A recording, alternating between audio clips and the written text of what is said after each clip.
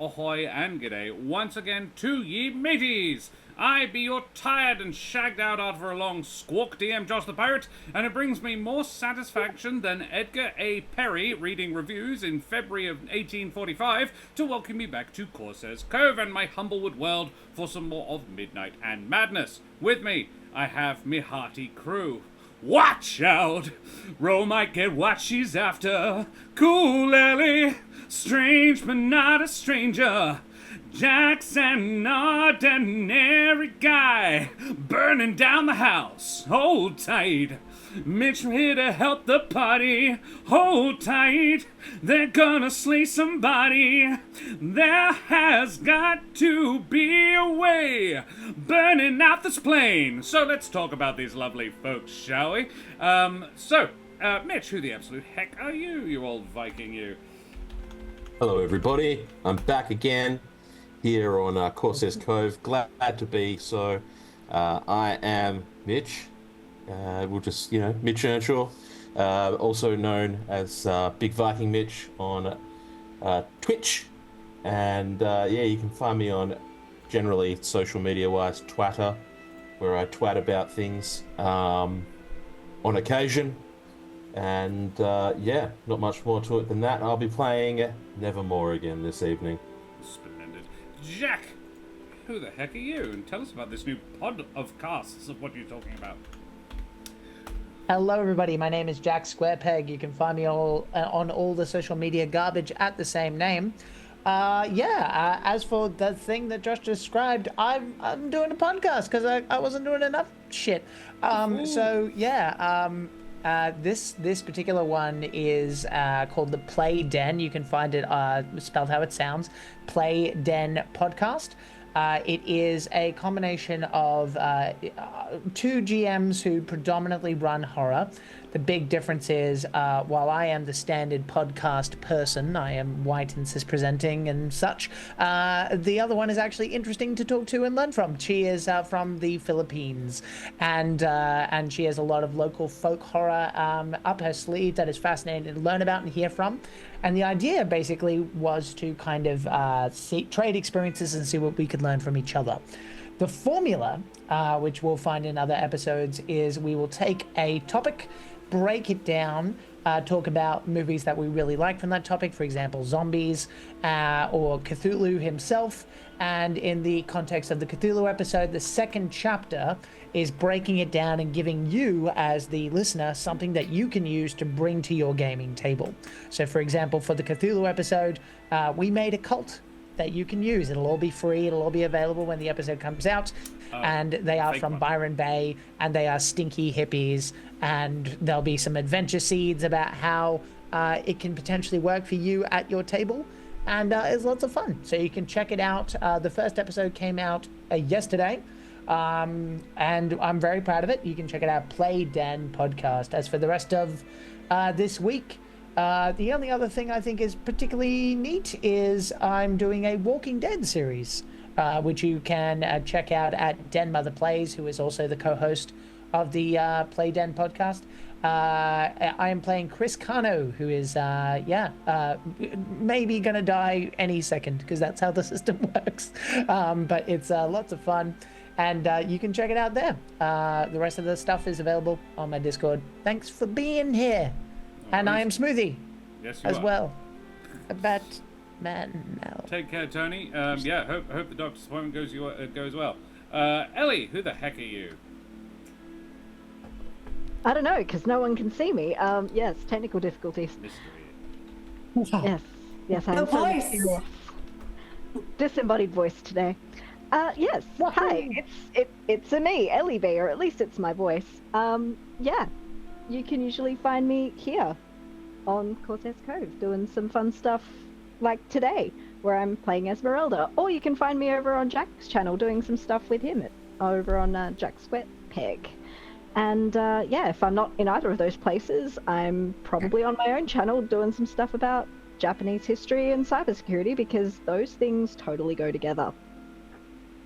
Sounds like it. Alrighty. And Ro, who the heck are you, my dear? Hi, I'm Roro. I'm a Perth or Bulu-based educator and theatre maker. You can catch me here on Mondays, which you have. Well done. I'm also over on Jack Squarepeg's channel.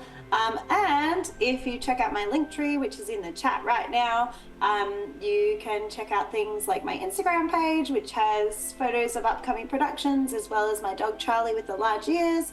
And there's also a link to my production company, Roro Productions, to see what's happening next. Yeah. And if you happen to be in Perth in May, my next upcoming show is a murder mystery called 8 Women in May. 8 women go in. How many come out? 8. Oh, wow, okay, good. Not a very No, effective we're all murder mystery we're all then. Spoilers. Spoilers, yeah, what the hell? no, it might not be 8, but we certainly all Always think walking we about come now. out because we're all suspects. Backtracking. We're suspect. Yeah. Well, we're suspects. We're suspects. We're not. It's all right. There's We're the just victim at the shitting. beginning, and the 8 suspects. Ah, I see. Hey, Bishop Blood, good to see you. Ellie is playing Scan Feldspar today. No, she is not. I would not have that monster in this party. And I be Josh the Pirate. You can find me here on my channel, Corsair's Cove, where I run D&D and other RPG-related games with my lovely wife, Karen, the mother of bunnies, and all my splendid friends. But you know that, because you've done it already. You've joined, you've come, you've been. We are back for, more Humblewood Midnight of Madness for the next little while. That will be the main thing we're doing, because Karen and I are also rehearsing the show. So we don't have an awful lot of free time in the evenings, and when we're not doing any of those things, I'm studying full-time and she is working. So, it is crunch time for us at the moment, but more programming will be coming soon, after Easter, basically. Disembodied voice number 3, yes. For those who were interested, Edgar A. Perry was the name Edgar Allan Poe joined the army under, because he was not legally old enough to join the army. But he was, in fact, the date I gave, February 1845, was the month after he published The Raven, probably his most famous poem, upon which Nevermore is named, or from which Nevermore is named. But I learned an awful lot about him this afternoon.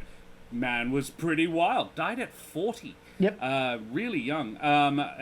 He was, and The Raven was only published 4 years before his death. He reached the rank of Sergeant Major of Artillery under the Edgar A. Perry name in like 2.5 years, which is the highest rank you could get to without a commission at the time, which is like quite high. Before being sent to officer school at West Point and dropping out by being deliberately dishonorably discharged for not showing up to class and church. At 27, he married his 13-year-old cousin, Virginia, who passed away about a decade later of tuberculosis. But for all that, the best as I can tell, it was a happy marriage, even if But he they'd did have had a 12 kids together. yeah. Well, there is that. Yes, a bit of a troubled soul, which you wouldn't get that from reading his poems, but an interesting man nonetheless. I would like Definitely to can't tell that Lovecraft was inspired by him also, right? well, I yeah, don't know. look. Anyway, go on. I would like to acknowledge In the life as traditional well as owners of the land we are streaming from, in which, in my case, is the Wajak Noongar and the Wurundjeri people. I'd like to pay my respects to the elders of the land of which we live. We are privileged to be in a country with over 60,000 years of continuous culture, which includes a rich history of sharing stories just like this. I'd also like to remind you all to please like, follow, and subscribe to all the things, you bloody champions. We have all the exclamation mark socials. We have a Discord where you can hang out with us and check up on any upcoming stuff. We have a YouTube. That's not how it is because it needs a thing. There you go. Where you can catch all the previous episodes of the show that you may have missed. And if you have a look, if you happen to be a subscriber, we have a new little emote. This is the Bron Tangent emote. So if you are a subscriber and you think I'm getting a little off track, please slap the Brongent emote up in chat to help us with that. Ahoy there, my dears. Lovely to see you all. There you go. Yes. What else do we need to talk about? There's no Selenox emote. I want an emote. This is the problem. They're playing in the game with the artist. The idea was floated, and Daria just kind of did it, and then I paid her for it. We need to get on that. Come up with something. Throw it at me. They're not over expensive, and I've got a bunch of spaces for them. Yeah, if you've got something you think would work for Selenox, a single word that needs to be up in chat, like murder. I don't know. I was going to say, can it be a swear word? No, I don't think so technically. Can we have a twig You could be emote? the angry remote. Yeah. Angry like this. Peasant Could just remote. be the big ears, the Charlie with the large ears emote. What else? We are affiliated with a couple of groups of wonderful folks. The Wooten Forge lads. I recently had my Wooten Forge very admired by a whole bunch of new folks. So yes, this is a gorgeous piece of Jarrah, and you can find things like it on the wootenforge.com.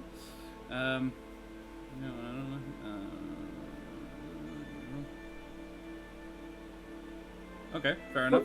Hey, Vodka Mongoose. So check out their beautiful stuff at woodenforge.com/Corsairs Cove. They use recycled woods wherever they can. It's all artisan quality D&D gear. And that we are also affiliated with Trolllord Games. Trolllord Games are the makers and creators of the Castles and Crusades system. They were also one of the last publishing houses for the great Gary Gygax. So if you want to check out any of their great stuff, check it out at trolllord.com. Very handy stuff. Frog rock emote? No, I refuse. Serum's not here anymore, Bishop. Do it. So guys, what the absolute heck happened last time? Mitch, do you recall? Rule number 50. Fulfilling a prophecy is never easy. Ooh. I did what needed doing. I got what I needed from each of the planes. So, when the opportunity arises and Von Richen or Reistan or whatever his name is reaches out for help at just the perfect time, I now have to make my way through all the damned planes again. Firstly, I'm dumped unceremoniously on my behind in a vast desert of sand. It's never as easy as arriving where I want to go. Once I cleared my undergarments and soft gaps, I spotted 3 unknown mortals, who I'm blessed to find are my traveling companions, at least for this next part of the prophecy. 1, a small Jabin. Man, do I miss Jude sometimes. Focus! This one doesn't seem anywhere near as bubbly as Jude, though, and seemingly isn't anywhere near as stupid or unseasoned to the world around them. One is a Strig with a charming and mirth-filled attitude and personality and quick wit. Man, do I miss focus! The third, a Terran with a gentle, soft voice. Helvig had one of those as well. Helvig also didn't have much confidence in himself either, just like this one. It seems I'm just with my old friends again. Perhaps that's why I felt so comfortable immediately. Together, we find our way out of the plane of earth and find ourselves in the plane of water. Cure wade through a boggy, muggy, sweaty environment to the plane of air. And we're plummeting, falling through the damn sky with literal fucking mountains flying through the sky at us. Trying to kill us, it seems, which makes sense. I suspect the planes aren't happy with me. And we narrowly escaped that mess, and now we find ourselves on an island in the middle of a boiling hot ocean. And now, somehow, we have to make our way to the next stop, which I suspect the choices are the plane of death or the plane of life. I'm just glad I'm with my friends again for what could be the biggest moment of my life. Oh. And that, children, is what we call foreshadowing. So, mateys, may the trees you climb be held aloft by more than smelly balloons, and all your baths be at a pleasing temperature, as we head tremulously at first, and then with mounting heat and passion, into the plane of fire. So, we return to what we suspect is the plane of fire, though it doesn't look like one would expect. It's a pretty nice little, it's quite an attractive little coral atoll.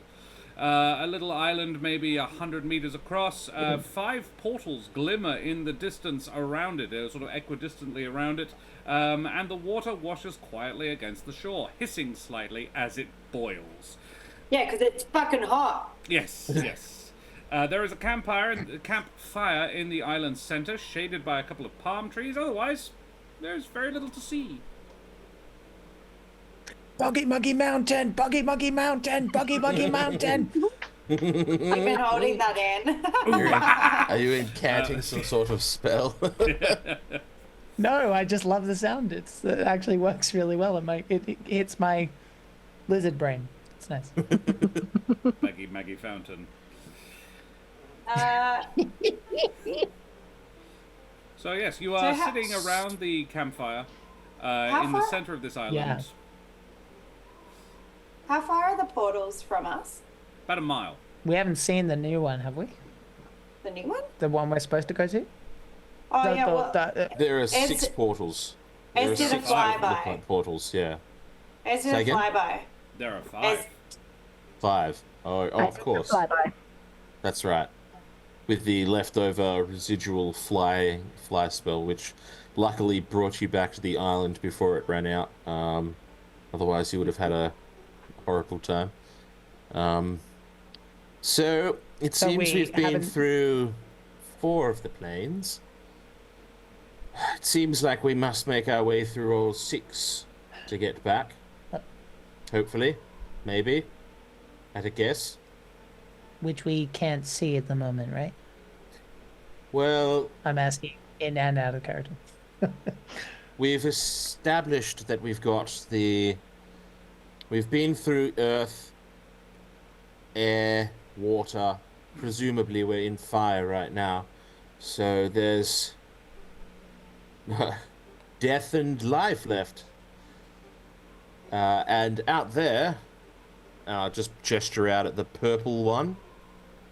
The one that's kind of slightly glimmering purple. Yep. That seems to be death, and over there seems to be life.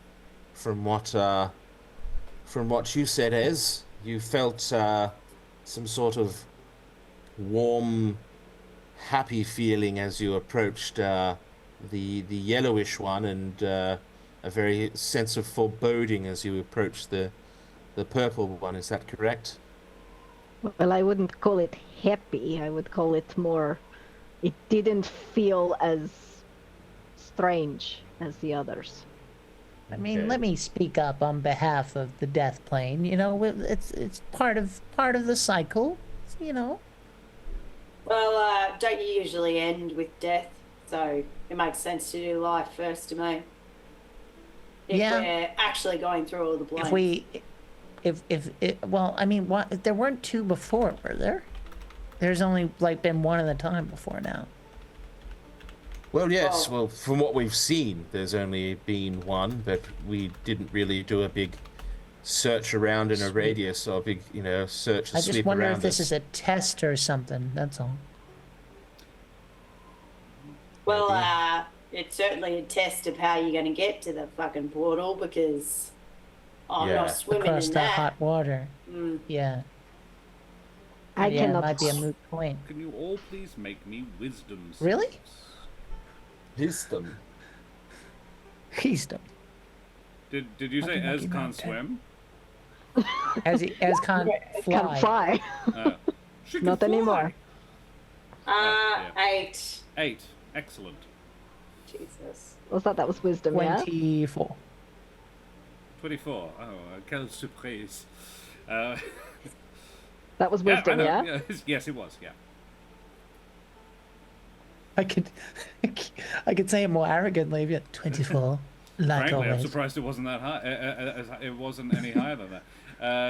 13 from Ez and Nevermore. 8.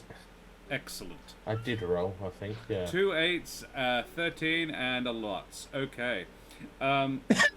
Esmeralda, your foot is tapping. Oh. Which foot? The She's the sky man. the person one, not the mechanical one. Okay. Fair. Nevermore and I'm getting Selenox, on flashbacks. the other hand, you guys can hear Furus Ra, Furus Ra, Furus Do I feel- Ra. Do I feel like I want to dance? You do feel like you want to dance.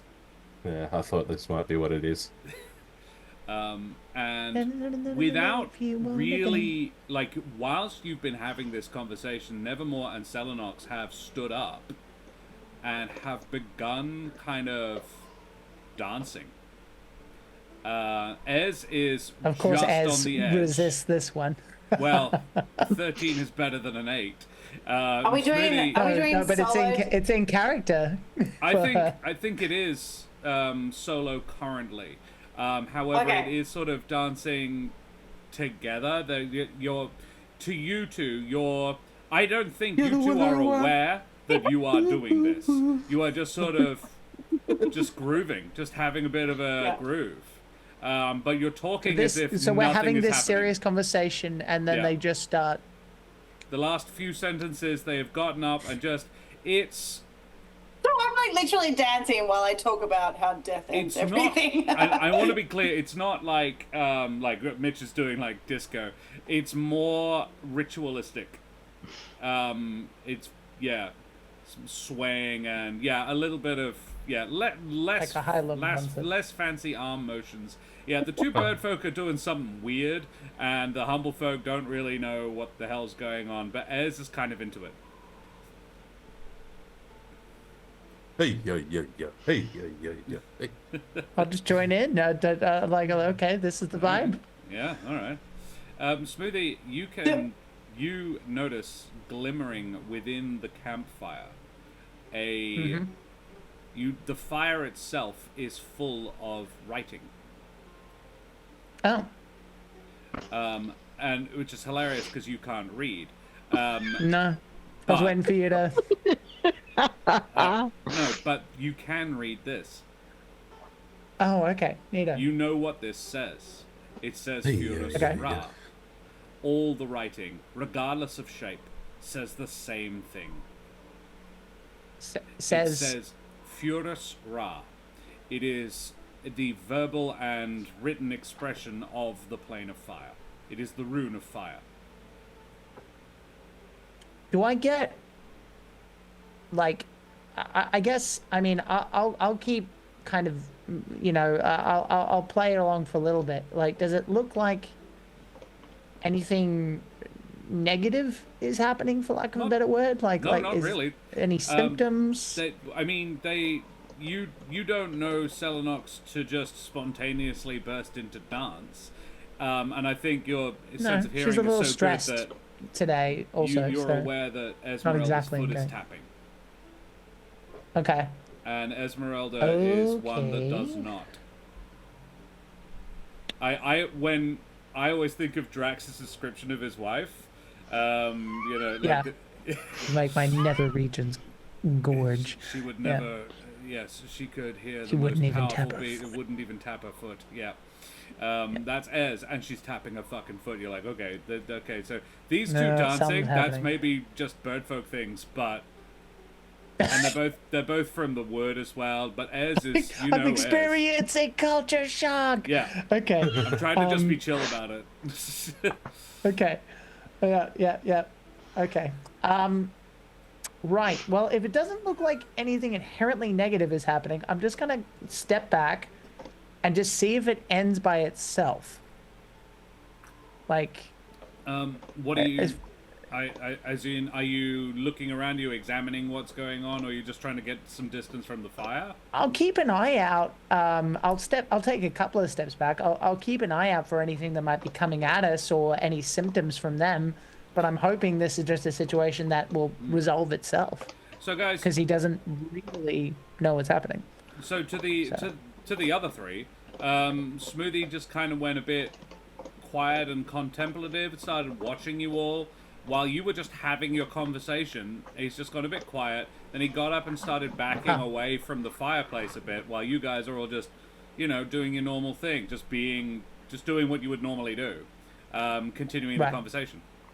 Are you okay, kid? What's going on?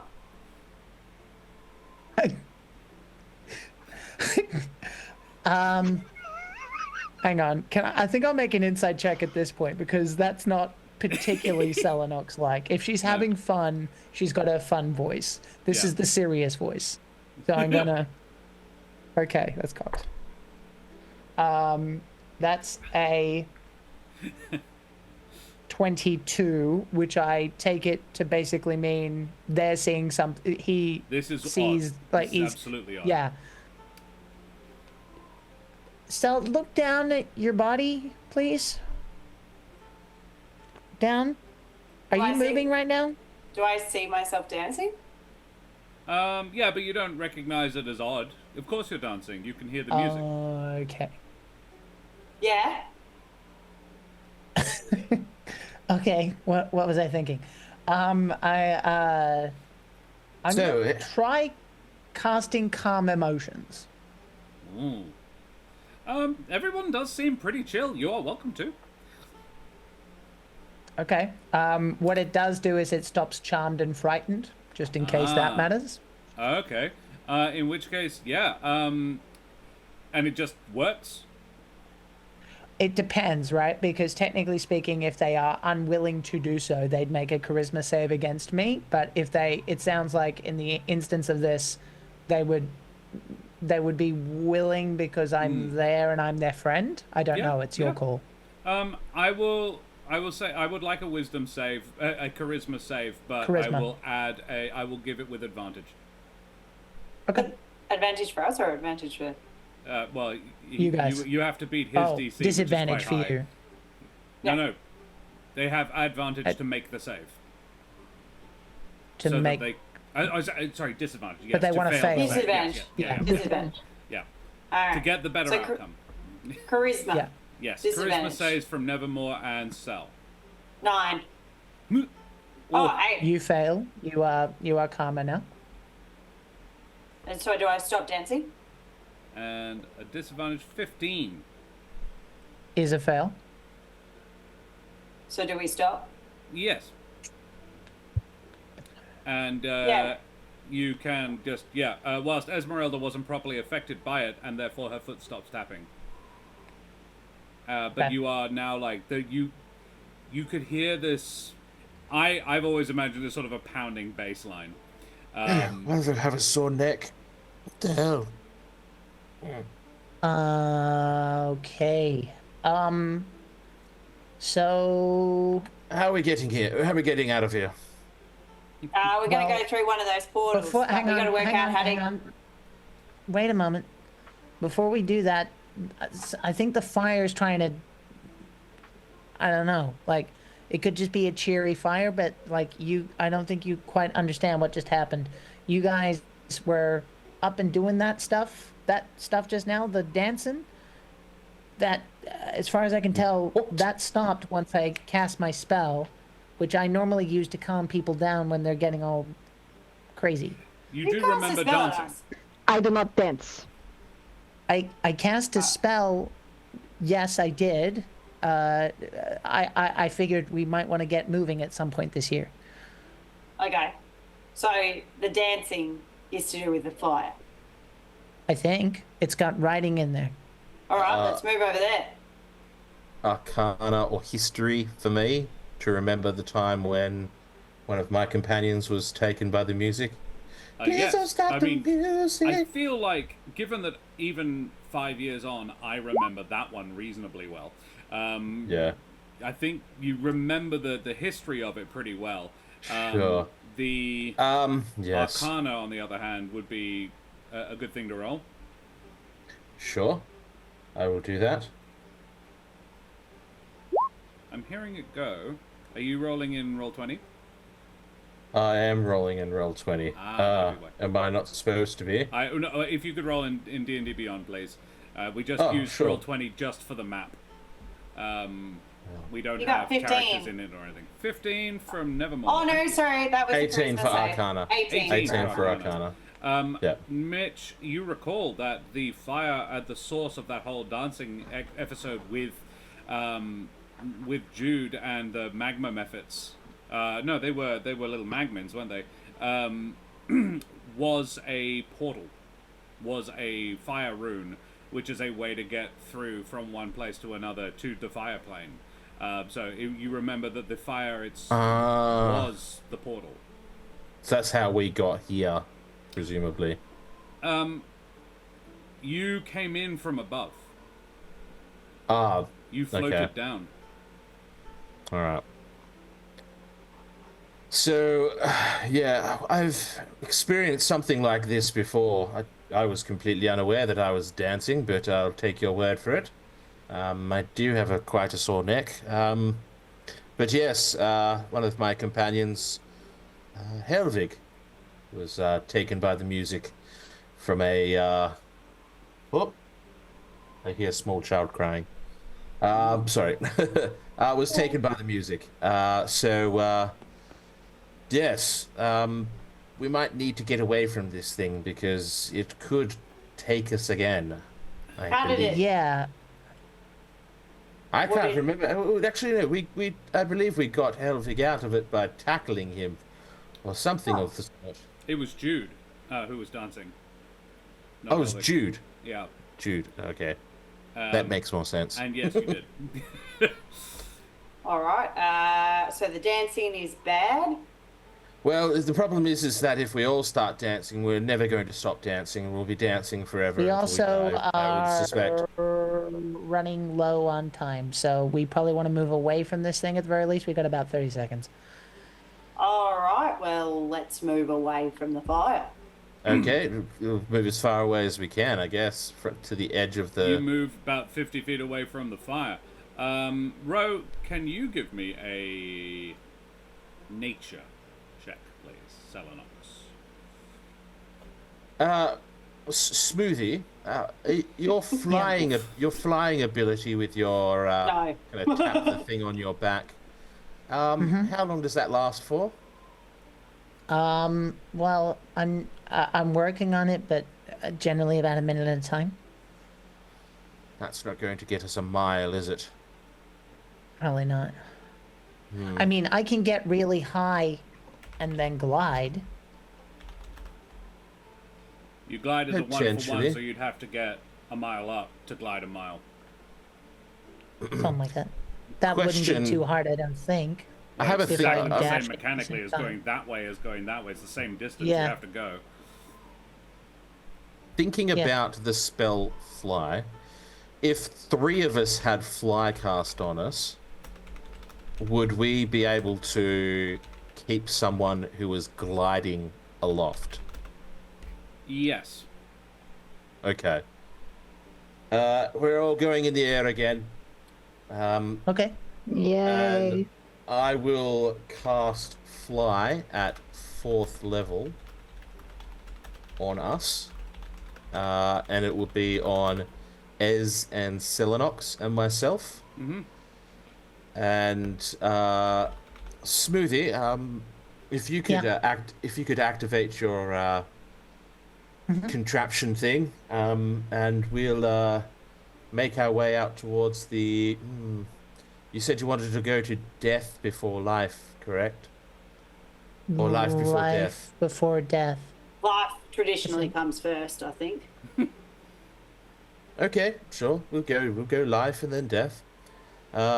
So we'll if it's so cool, we could fly up in the air and try I'm also to. gonna surreptitiously hand what I imagine it's not a bandana, wouldn't necessarily exist in that way, but like a rag that Smoothie might happen to have, like some sort of thing that he would wear around his neck to keep himself from getting chilly, and he'll pass it to Ez and just kind of indicate around his eyes, but he'll hand it quietly in case she wants to block the sight.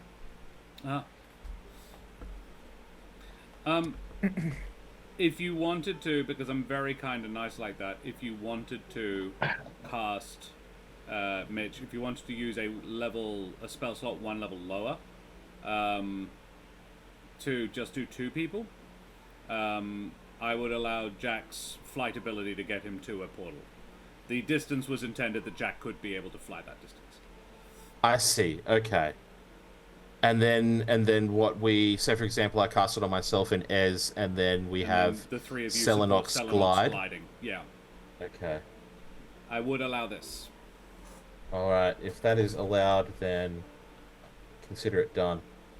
Yeah, I'll cast it at 3rd level on myself and Ez, and take our wing tips. Selenox, let's glide. So Selenox is heavy, and Selenox would be the one to do as well because she has the heavy glider thing. She's probably the best glider of the lot of you. Yeah. The 3 of you sort of supporting Smoothie, I reckon, has got it sort of hooks Selenox's like belt in his feet, sort of grabs on with his feet because he needs his hands for all the flying, yeah, is holding her above her, and then Nevermore and Esmeralda, one on either side, flying in formation. You swoop out over the boiling ocean towards the portal to the life plane, the glowing golden portal, yeah. To be clear, am I flying or am I being grabbed? Held? You're flying. I can't. You're flying. I didn't quite. I am flying. Okay, You're using right. I'll your mark it off. flight pack. Yeah. I was just checking. Very well. And yeah, you swoop on out. It takes you about a minute to fly the distance. And yeah, as you approach it, you can feel yourselves being drawn towards it. This one actually does feel not unpleasant. It actually has a nice vibe to it. And as you come closer to it, you feel resonating in your chest, sort of as you're... like when you stand next to a speaker at a concert and you get the sort of the boom boom in your chest, you can feel your ribcage vibrating. Oh, good night, little man. Bye, buddy. Can you see it this time? No. Oh, we got away! Aww. Good wave. Oh, waving at Mum. I'm hanging out with Dad, Mum. Bye. Yeah, you hear resonating in your chest, share. And you reach out, presumably just about exactly the same time, touching the life rune, and you are sucked in and burst out through the they're not flames exactly, but it's not hot, but it is fire as you burn through it. But it's sort of radiant fire, like, yeah, it's more radiant energy than flaming. But you burst through and are ejected out onto the mountainside. Ah, there you are. Thank the Amaranthines. Well done, says Van Richten. Oh. His arms snap close, and the portal he was holding open before, it just reduces to nothing and pops. And you find yourselves once again on the mountain, Mount Bartok. So if I had to associate this place with a plane, that's not what I would have chosen. Plane? Oh, I see. Yes, you would have been. What? No, what? Can I whisper to Esmeralda? Can you turn on your magic sight, please?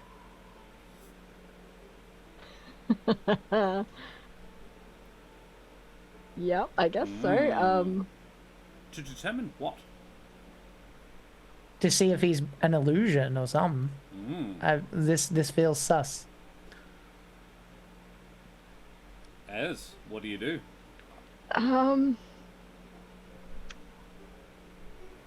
So where did you all... I forgive me. Mr. Nevermore, I presume? Correct. Who might you be? Rudolf Van Richten, at your service, sir. This is a handsome servant, a dear man. Quite a. He's a little bit older, He looks like he's got one good fight left in him. But a sturdy-looking bloke for all that. He walks with a cane. He's a little bit wizened. His antlers have not... He has no antlers, in my head. At least not right now. Though you have known him too, Esmeralda, just not at the moment. Yes, he reaches out to shake your hand. Well, hello. It's Richten, is it? Oh, I thought it was Van Richten. No, Apologies. I'm not particularly fussy about how people pronounce it. It's a What title. was... Asshole. Yes, lovely to see you too, my dear. Thank you for coming so quickly. I'm going to punch you. Well, I wouldn't I say suspected quickly. nothing else. We Sleep haven't with one exactly eye come open. straight here. Sorry. Well, I expect they did their best. It's not exactly a small place. Smoothie. Good to see you again, Selenox. Thank you for rushing over. So, what was the deal? What was the problem? I'm gonna look at as anything, Ellie, or not gonna? I have detect magic. Is that what you're after? Yeah, yeah. He just wouldn't call it that. Yeah. Okay. Yep. Might as well. Very well. Just gonna cast that. Oh my god, there's so much. There's so Yeah. much. That's fair. That's why she was like, "I'm not sure why you want this." Which says something already. We're not Oh, on Mount Baritone. you That's are already not, evidence. You are not in Nebraska or wherever it is anymore. Yeah, yeah. So this isn't. This is Esmeralda, bullshit. you turn this on, and can you please make me a Constitution save? Fair enough. That is a nat 20. Nice. Yeah, no worries. Yeah, you, I think, were suspecting this. You're like, okay, here we go. Turn it on, and night vision over your eyes. What you can see, literally all of it, is not an illusion per se. It's more like the product of hallucinatory terrain, that spell, that you are familiar with, though you cannot cast it. It is... Everything that you can see is constructed of life and death. It is... The entire mountainside is just raw life and death magic combined, a swirling melange of both.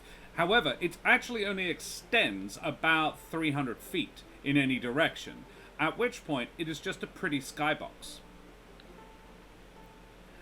The being standing in front of you, when you turn your sight to look at him now, he is a kind of amorphous, vaguely humanoid shape comprised entirely of light pink mist. My day just got even better, yay.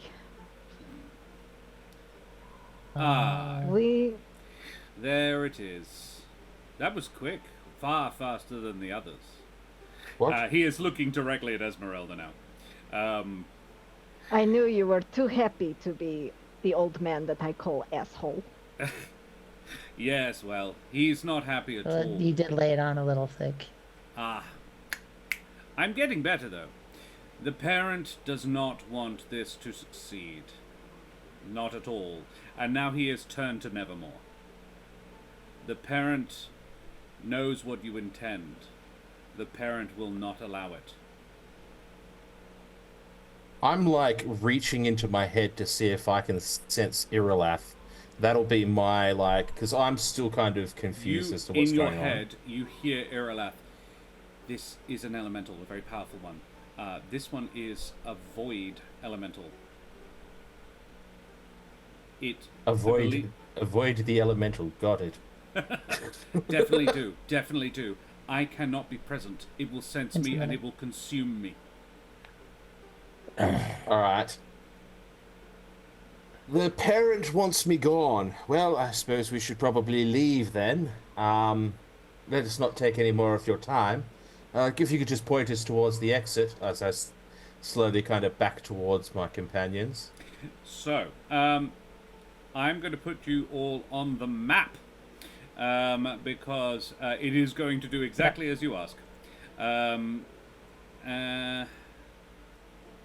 Was that sarcasm? No, it's going to put you on. It's going to show you toward the exit, or rather, it's going to show you the exit, and Just bends over and spreads its cheeks. Wow. oh, How you feeling, Mitch? You okay? Didn't think we were that kind of show.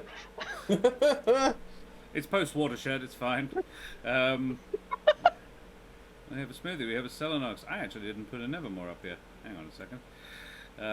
We have a smoothie. Are we on floating islands, or is that just We are, yes. So, what is going to what happens immediately as you say this? The ground around you snaps and breaks, bits of the mountainside lifting off and floating away. And between them, whilst on the map you can see blue, it is actually light pink mist. And you find that you are floating on just chunks of land in a void. Nevermore, you are aware that... oh, that's unhelpful. Sorry, I'm just rejigging the map.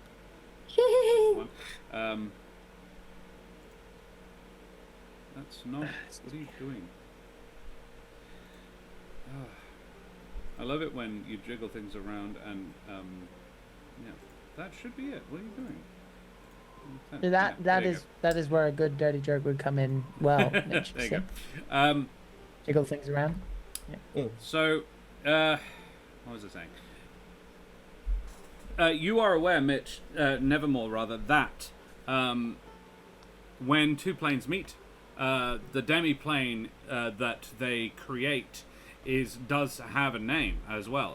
When water and earth meet, the plane is the plane of mud. Where life and death meet, the plane of void. And Great. most planes do have an elemental, do have elementals of them. Even the demi-planes, you have seen mud elementals. You have seen lava elementals as well, which are sort of demi-plane creations. The void elementals, however, are somewhat nebulous. Yes, we have encountered one in the world before. I'll just pop up a... Can I upload a picture of Nevermore, please? Bear with me just a moment. We will find a picture of Nevermore to pop up. There we go.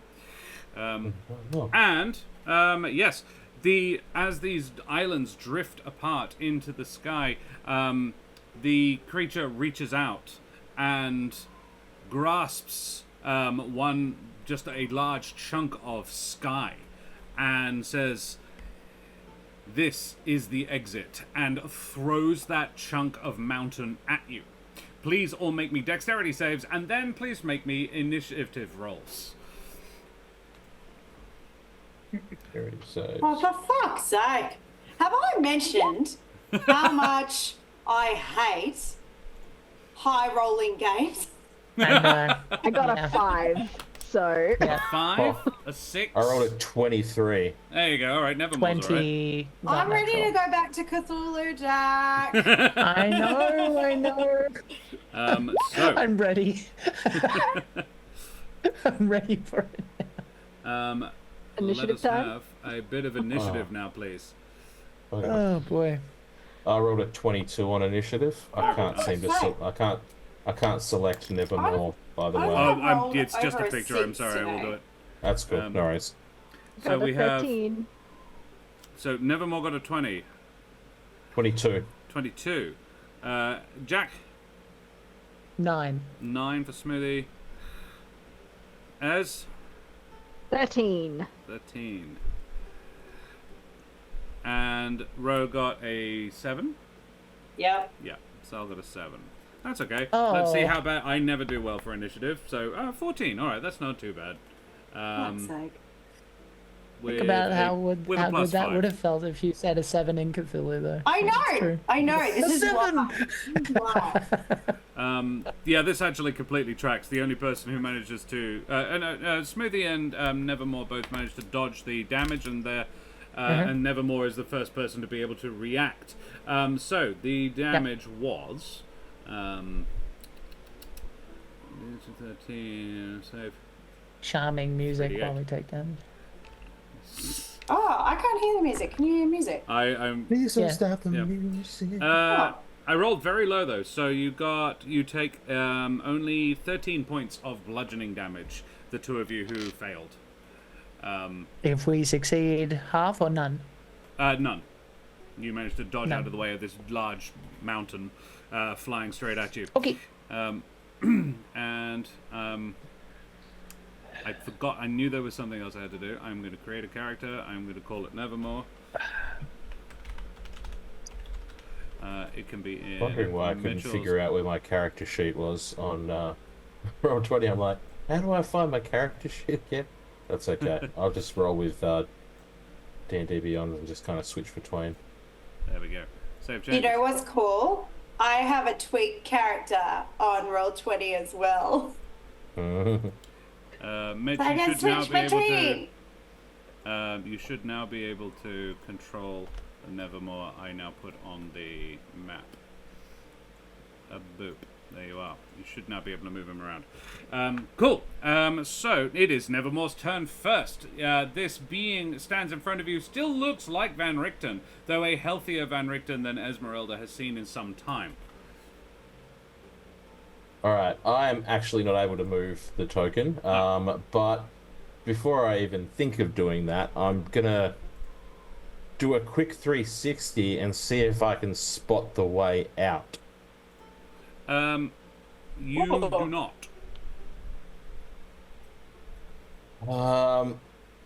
Alright, in my mind I'll just quickly think, way out, way out, way out. And Kill it. Consider it done. And then I will. Sorry, I haven't obviously prepared my turn because I'm first up in the order. No, that's all right. I'm going to cast Mirror Image on myself. Ooh, fun. I like that one. Oh yeah. So yeah, I will cast Mirror Image on myself as my action. Uh-huh. And as my movement, if you could place me beside Smoothie.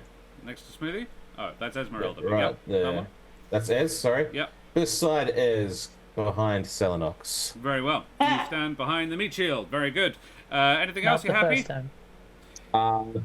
That's all I want to do, and I'm Okay. just kind of peering around everywhere, looking for the exit, because that's what I'm kind of thinking of. Yeah. Your brain worm cannot help you than the one that is Nevermore. Says this creature. It now seems to have dropped the Van Richten persona, at least verbally. It draws from the air a thick blade of deepest black.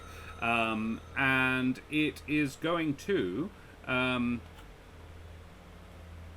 it is going to advance on Selenox and make a death blade attack against you for a 24 to hit.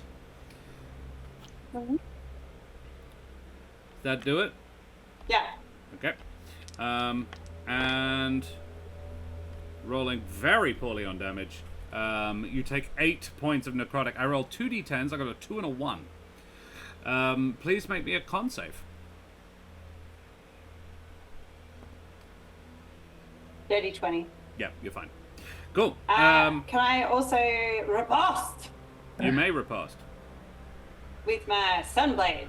Oh, Riposte! 17 to hit. you don't. Yeah, didn't think so. And it says, "Ha!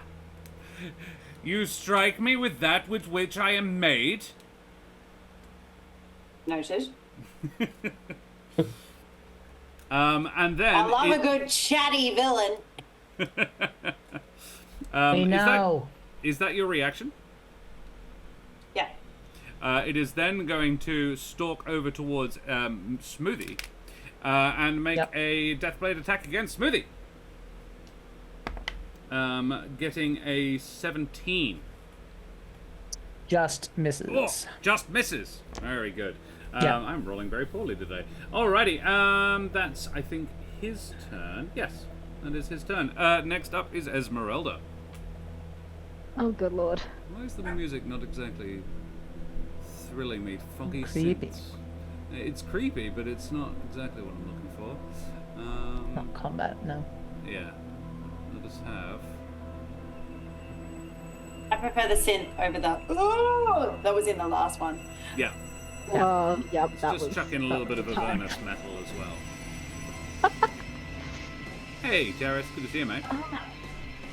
Okay, what does Ez want to do? She wants to use a spell, but I don't know if it's going to actually do anything. Eschaton, thank you very much for the follow, you bloody champion. Avast, matey, you wee scallywag. Everyone's too close. Okay. Everyone is a little too close. Yep. That may There be is- Fireball! there is. Don't. No, Stop don't. being How close. big is the room? How big is the island? About 20 feet. No, about 100 feet long. Yeah, that doesn't help. Okay, I think she's gonna probably use her rapier. Ooh. Stabby She hasn't done Jabingo. that in a while. Okay. Yeah, she hasn't done that in a while. The rapier comes out and attempts to transfix the elemental. A 14 does not hit, I'm afraid. No. That's okay. Anything else? I think I'm gonna use the help action. Uh-huh. On who are you helping? Probably. To be fair, given he's so close to Smoothie, she'd probably give it to Smoothie. I'm not going to be. You would know for a fact that Selnox probably uses the help action directly more than I do, because she attacks, right? Because I might do something that requires a save. Yeah. So there. I might also. Surprise! If they have I don't know you've leveled up yet, so I stand by my Right. That's statement. true. They have a very high AC. Yep. To be fair, I'm not sure how much of that Ez would actually know. So yeah, no, she's probably It's still help gonna to throw Smoothie. it, maybe. It's a help Yep. action, so it's not necessarily to be used for attacks. You can use it for other things. Okie dokie. Or maybe it is, and I'm misremembering.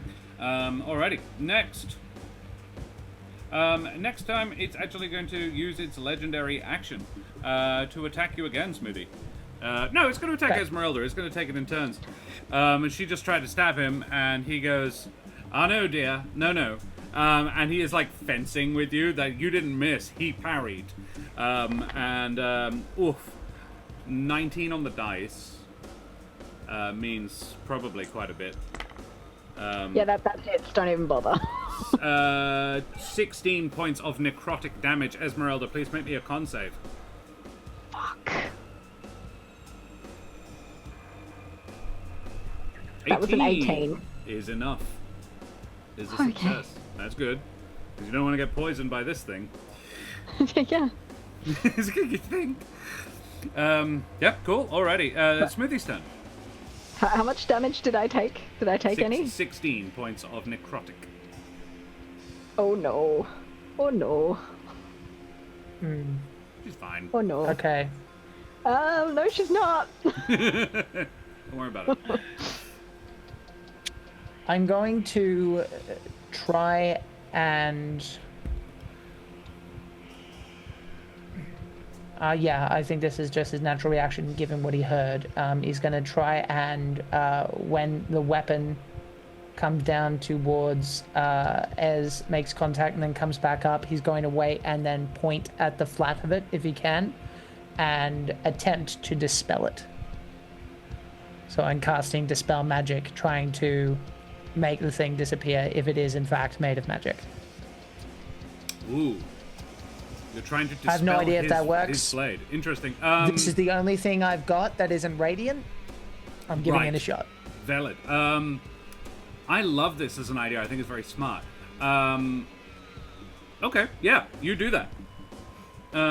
Make me a... Because it's above... What level are you casting the spell at? So they need to make a save, is my understanding. Oh, okay. Actually, no, it isn't a check. It is. Oh, sorry. It's been a minute.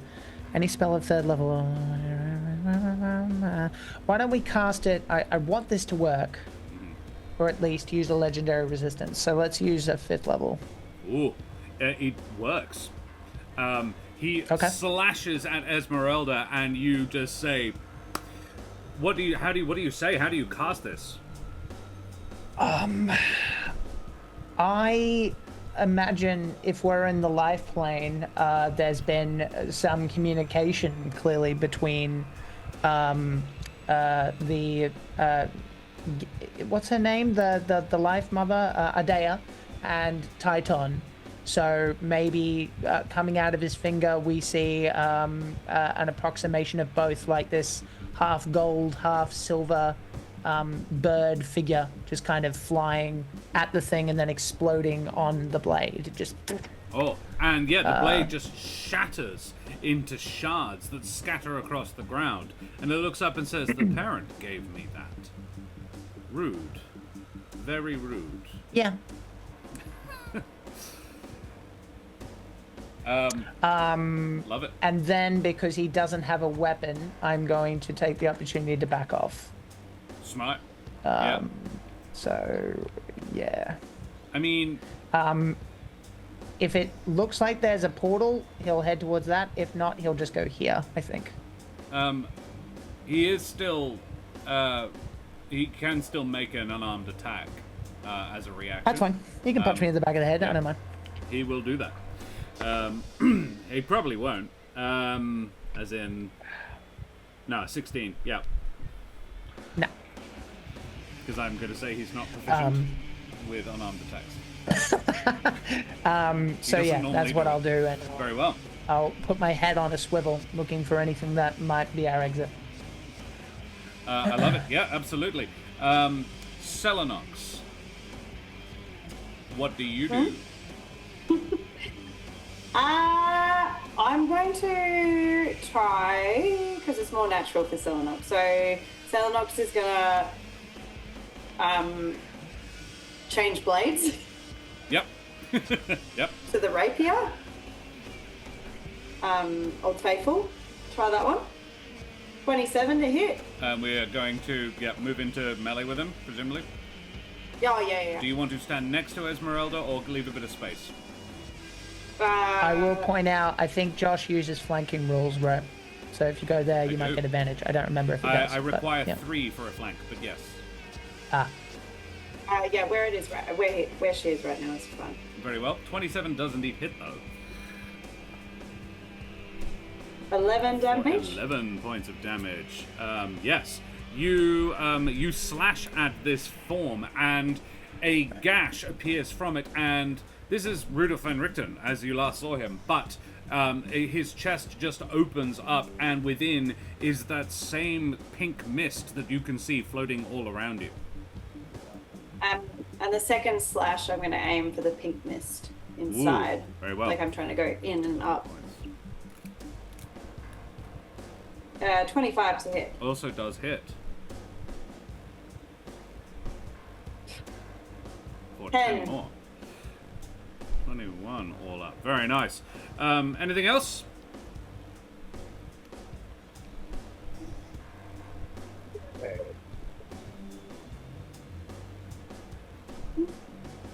Happy?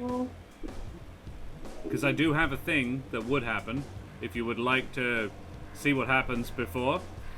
So Selenox, you slash and then you aim the blade tip just for the gouge you have already created and wick another nasty little gash across it. crossing the T, as it were. Then a glimmer shines off your blade and causes you to look up. And fluttering down from the sky is soot. You hadn't realized you'd left him behind, but he had. You never checked while you were on the plane of fire. And you hear this soot. And soot lands, wraps his tail around your neck. And can you please make me an attack on behalf of Soot? Oh, very Soot. Just a standard D20? Yes, please.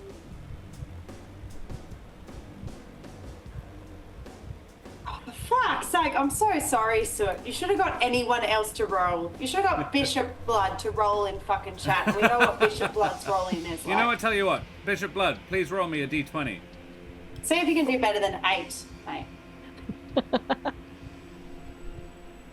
And I'm so sorry, Soot. I thought you were in my fucking coat. Soot! Got 5. Gets out. Soot lands, wraps his tail, wraps most of his body around you. Selenox, it is far more corporeal than you have ever experienced him before. He also feels heavier. Like before, it was no more than a pigeon alighting on your shoulder. Now it's a fucking cat. He's at least a kilo. Did you find something good to eat or something, mate? Soot. And he turns and a gout of flame erupts from his mouth. If you had rolled high enough, it would have actually done 1d4 of fire damage. Unfortunately, yeah. His attack modifier is your proficiency bonus. So he has a +4 to hit. He's not particularly good, but he is functionally your familiar now. And as he lands on your shoulder, you feel a sort of connection, sort of two hands clasp, the sort of the emotional equivalent of holding hands with somebody, and you feel that bond between you snap into place, and it drains away one of your wild shape charges, but you now have a familiar. Cool. Top of the order to you. Which is means it's going to be the Elemental's lair action. The Elemental reaches out to the little island down here.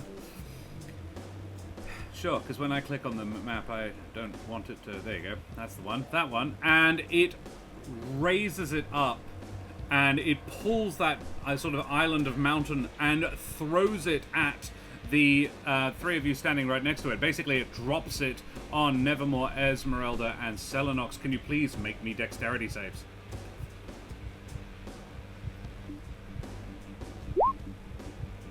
Uh. 17, and I'm so sorry that I rubbed off on you. Where am I now? 22. 22. Nevermore once again manages to succeed, and 17 is not enough, I'm afraid. Kill it with fire. Actually, kill it with fire would work. What are we doing? We need... I would like to. Oh, there it is. Okay, rolls improved. 2 9s, a 5, and a 7. Shit. 18, 23, 30.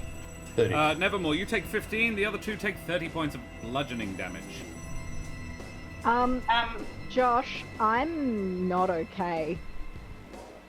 As in, you, Esmeralda, are not okay, or... As in, I am in negative points. Oh, dear. Unconscious. So Ez is down. Ez is Ez down. is very much down.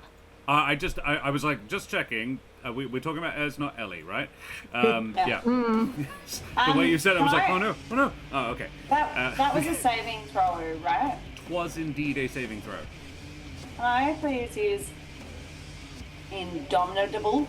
Indomitable. I Yeah. hate that word. To Yeah, give it one you more could- go.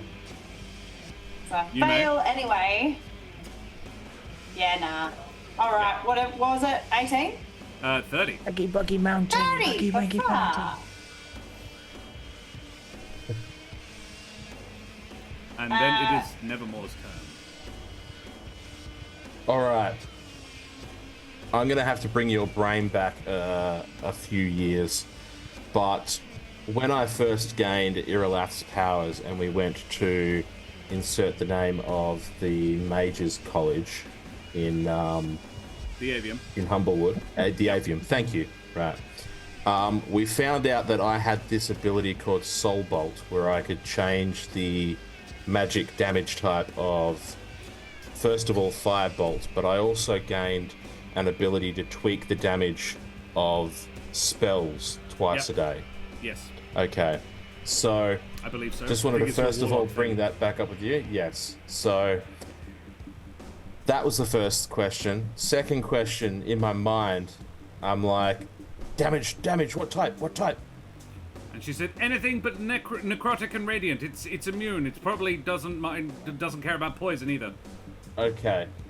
I am going to cast at second level Guiding Bolt on, and I'm going to She tweak said, the spell.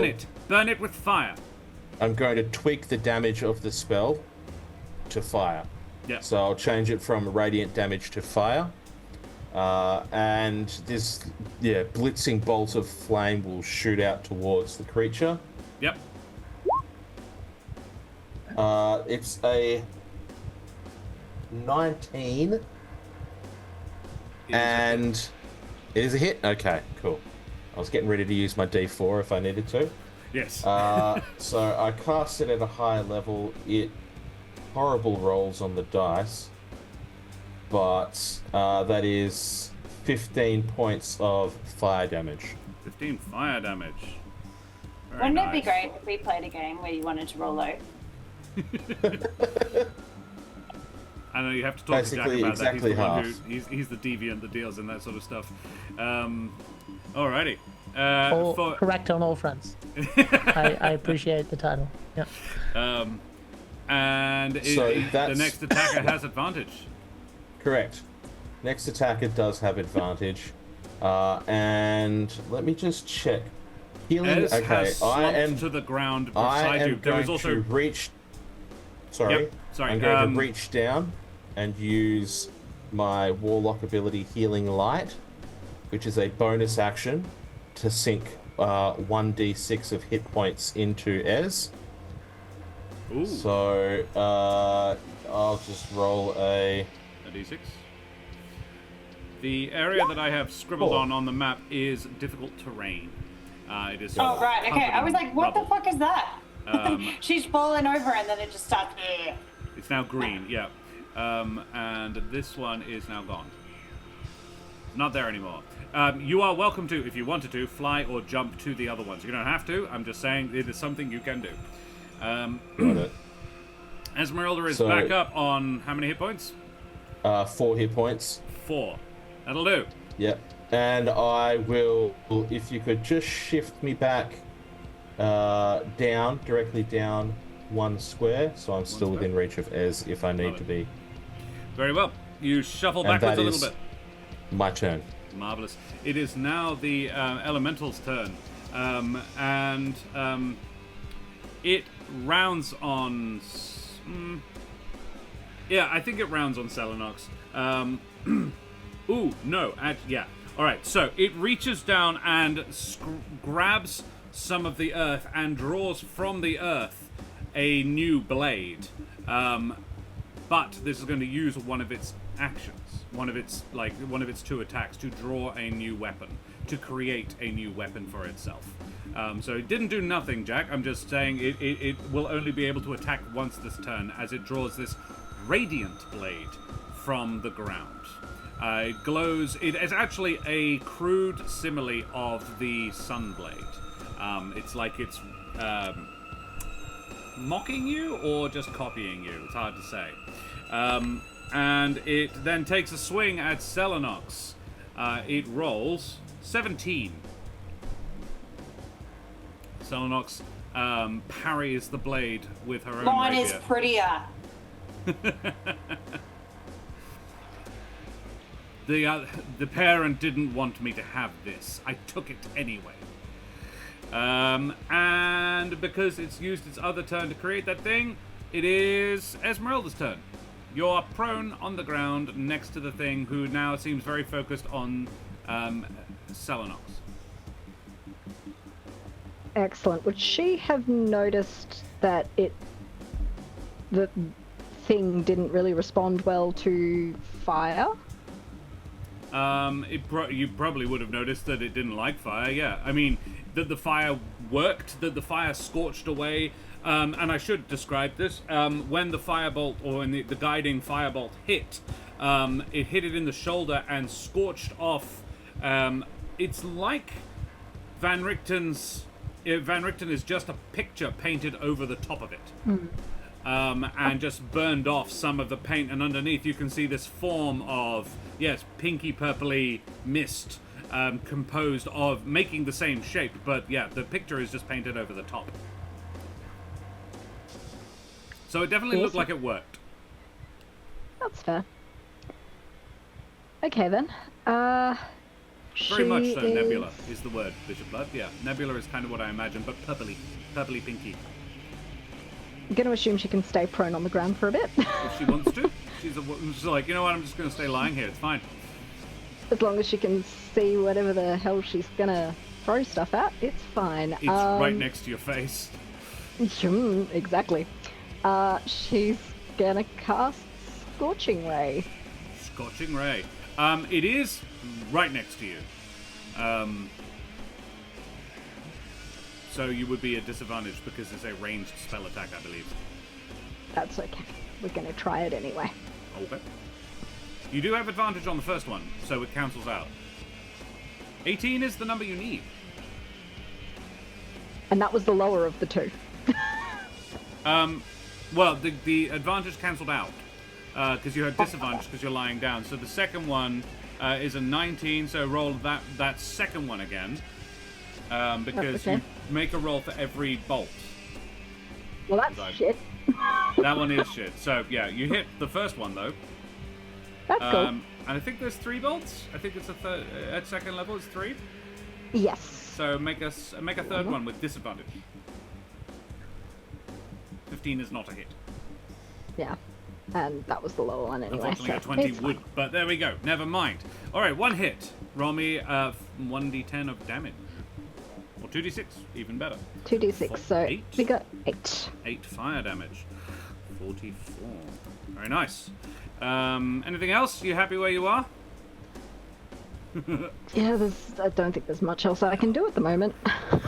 You might not want to be lying down.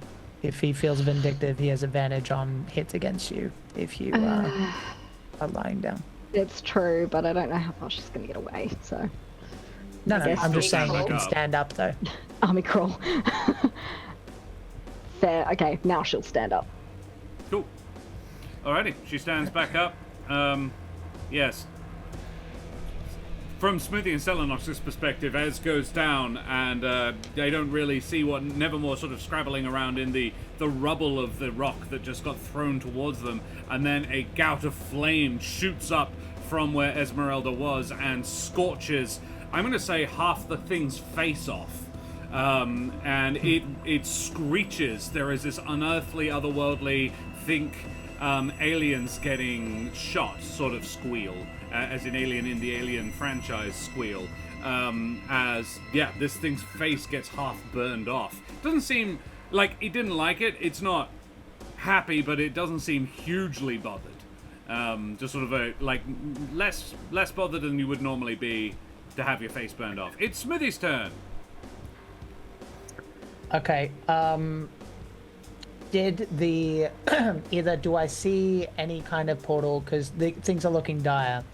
Do I see any kind of portal, and if not, did it sound like anything in particular? Like did they have like a rhyme, like a tone in particular as we were getting near them? Who do you mean them?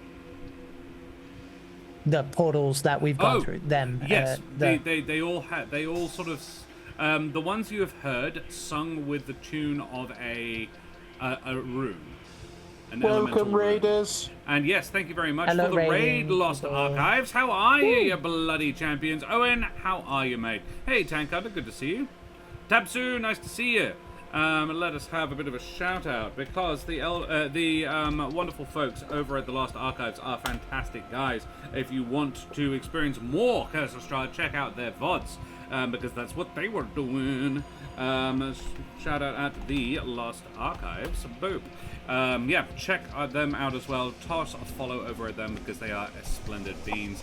And they also run an Avatar Legends campaign as well over there. So guys, we are, yes, the gang is frantically trying to get back to the plane of Barovia. But right now, it turns out they thought they might have managed it, but only for a little minute because Smoothie was sus of this guy immediately. They have met an elemental that actually the other gang has encountered before. This is, for those playing along at home, Thalgoth the Effulgent, who is a void elemental that the other gang has met and bested a couple of times. So don't worry, if they can do it, I'm sure you can. It is, Smoothie. Every time you got close to a portal and you had a moment to actually sit and listen and think, you heard an elemental. You heard the sound of an elemental rune. In the case of, like, when you were looking into the fireplace, you heard the Furus Ra. When you got close to the life plane portal, you heard Om Sher. Okay. Yes, that is what I hope that answers. And your I'm question. not hearing anything. Make a perception check based on hearing. I am I going have to call in weigh the. up. Yeah, this Yep, is go it would ahead. be an action Finish what you're gonna say. to listen. Yeah, I know. Yeah. That's what I figured. Okay, so my other question, because I'm weighing it up right now. This terrain to me looks like it's sort of angled, correct? Like it's like very close to the edge, so to speak. Yes. Yeah. Okay. The edge of quite What do sheer. you think? Yeah, so I'm considering, because it can fill a 5-foot gap, of moonbeaming this area and making the terrain in such a way that hopefully someone will get the idea, and I'm not going to say push him because he has legendary actions, but Selenox is a smart bird.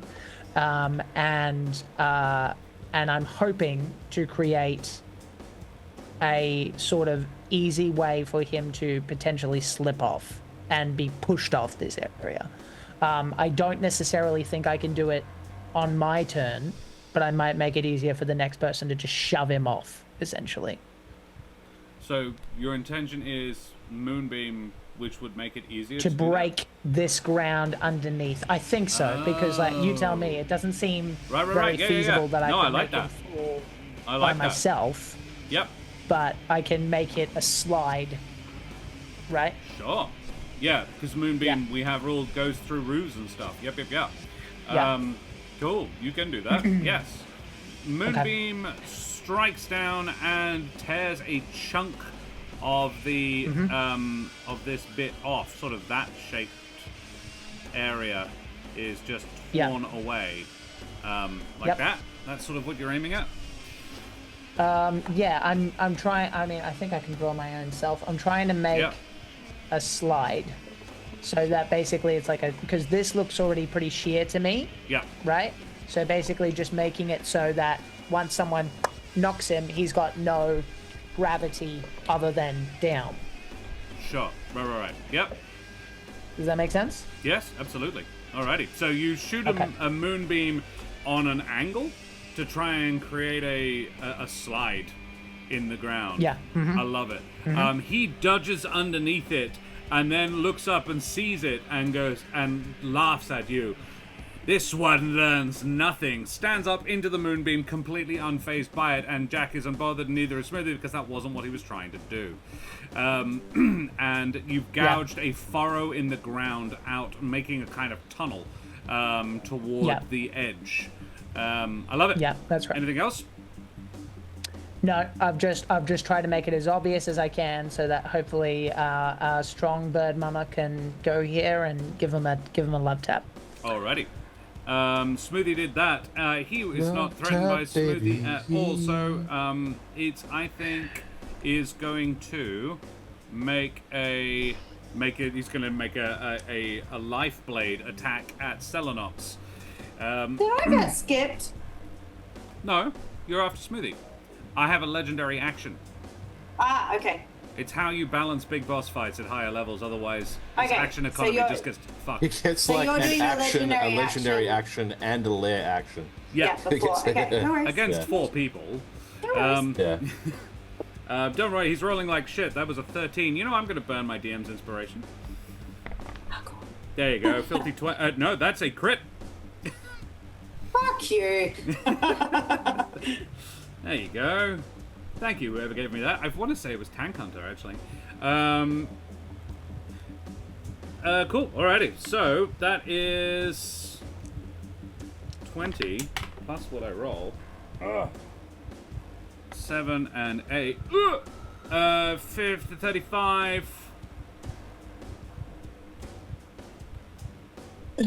Yeah, 40 points of radiant damage. Jesus. I'm gonna parry, please.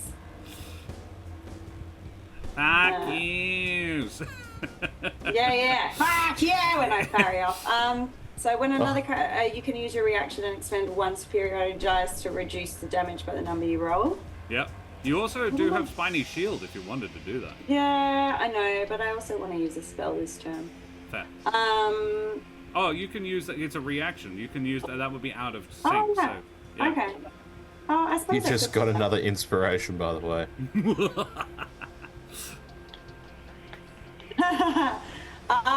Okay. Yeah, let's do that then.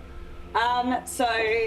Oh, it was Sid. I Celenos- remember it being Sid. Yeah, it was Sid. Good on You you, Sid. son of a bitch. As a good as he's like attacking her or whatever, as the sword is coming down, she like reaches in and grabs something inside her, not like armor or whatever, inside her arm, where she has Shield pocket. twig, and her My like Pokemon. it's like it's like there's Sudwood. like vines that kind of like come out from that spot and encase her as she like does spiny shield. And then goes Okay, cool. You turn back how much of the damage? Tabsu, thank you very much for the follow, you bloody champion. Avast, matey! You wee scallywag. I'm mildly surprised you weren't already. There we go. Okay, so your rules are 1d8, right? Yes. Sorry. 3 points of damage that you don't take, and I do. Bloody self. Yes. And I am taking. How much You was I tried. taking again? Oh, Ellie.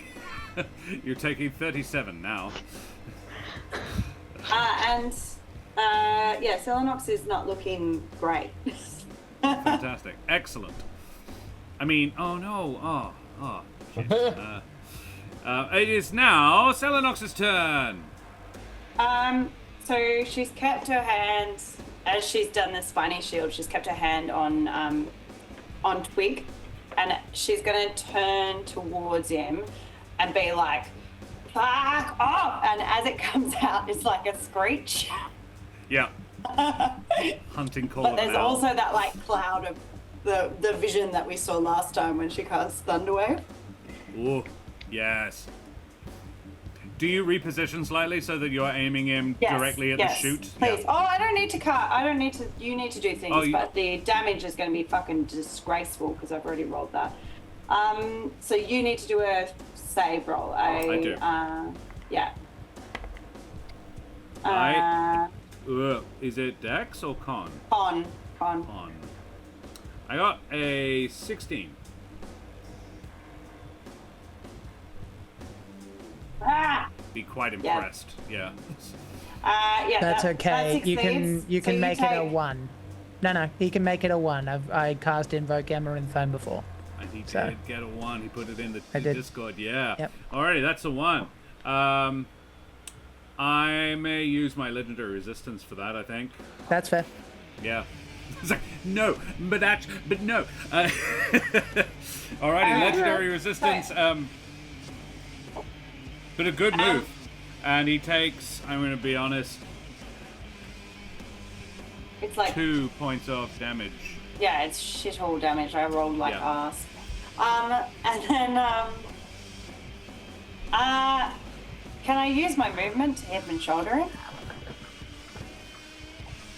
I have ruled before that shove is a bonus action.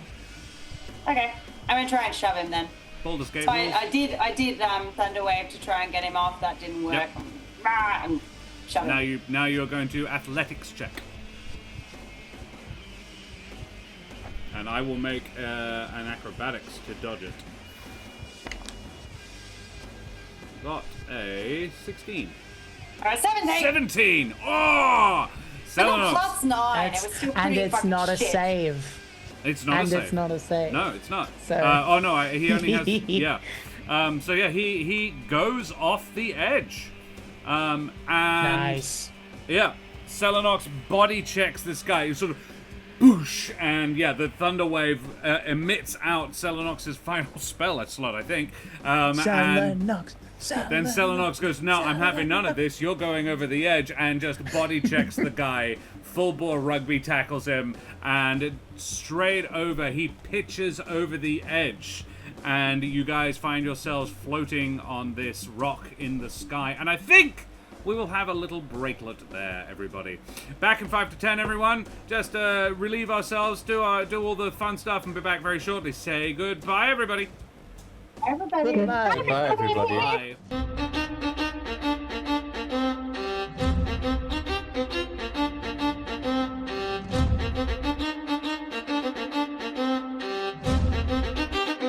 Avast, ahoy, and good day once again to ye mateys!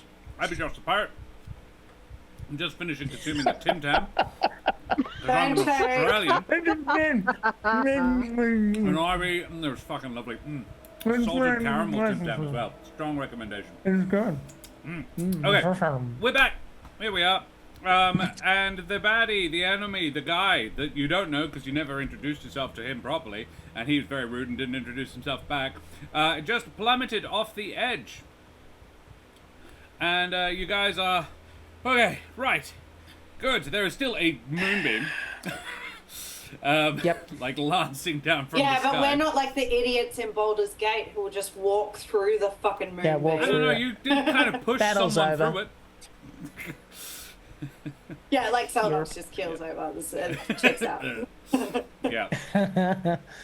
Okay, am I able to make a perception check to see if I can hear anything funky?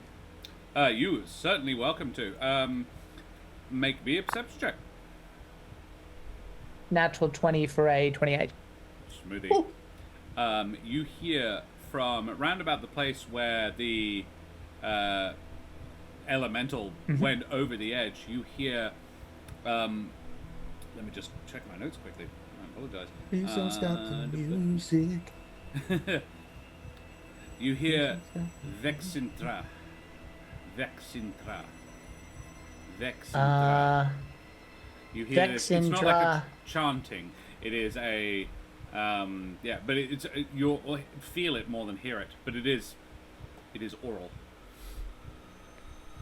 Is it above me, below me? Where It is the is. direction? You know how Selenox just pushed the dude off the edge? It's coming Yeah. from about 30 feet below there. I'm gonna quickly say Vexindra, kind of looking towards Nevermore, and I'll Nevermore, just that is the kind of leave it open for him to the translate. rune of void. Rune of Void is what you're saying? Okay, well that's what I'm hearing, and it's below us. I'm gonna go to the edge and see if I can see it. You look over and Not in The- the moonbeam. Yes, Yeah, I was yeah. like, I was. do you I turn the was- yeah. moonbeam off, or are you happy Yeah, with yeah, it? I'll do that. Why don't we do that? Not a bad idea. Can you not Before some shout? villager walks by and tries to kill us all. You look down and the elemental is chased by a villager. the elemental is floating there, looking back up at you, smiling, with half of its face. Like you can only see half its face, and it says, "This is my place. You cannot make me fall. I am of this plane." and then we recommence combat right back where we were because Oh, it's for going to fuck's dive straight sake. back up at Smoothie. I had wondered if Dude, I elementals would don't fall. have anything to fight this thing. Why do you think I'm pulling every bullshit trick in the book? I've got nothing else.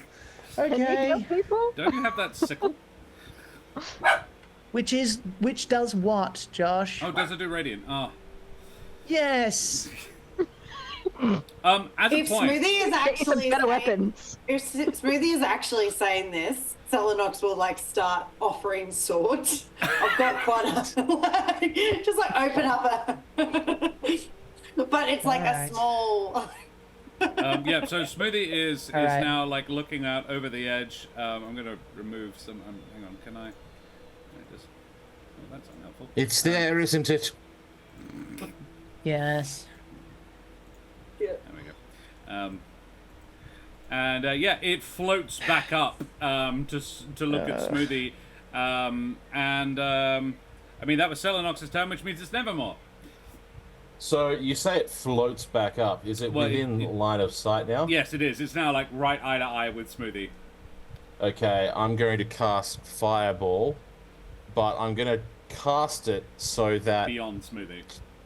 beyond Smoothie, so that it just kind of clips it, but does not hit Smoothie. Yeah. And I have to cast it at 4th level because I've used Hell yeah. my other Oh spell dear. slots.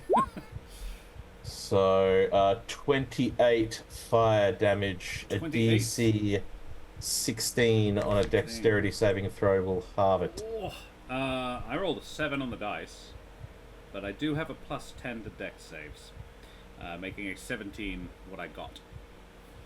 Okay.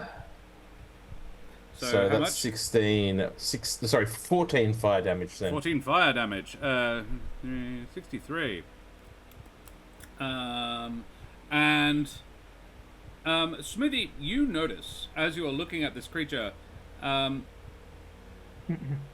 you know how it did pass through a moonbeam? It Sure. looked singed. Not burnt like firewood, but a little singed all over. But then the flames erupt around it, and Nevermore burns all of the remaining paint job off, and underneath is just this pink humanoid, like a man in a morph suit. But the morph suit is made of nebula. Oh, okay. I'm getting Annihilation vibes. Yeah. If you've seen that movie. Yeah. Yes, the ending actually, very bit. much that. Yeah. Yep. Yep. Okie dokie. Yeah. Nevermore. Very I'm nice. not going. I will probably. I will shift north, so up the page 1, to be beside both Selenox and Ez. To just nicely cluster. Yeah, I will nicely cluster so I can reach them if I need to, and just rely on my saves to not get hit by something.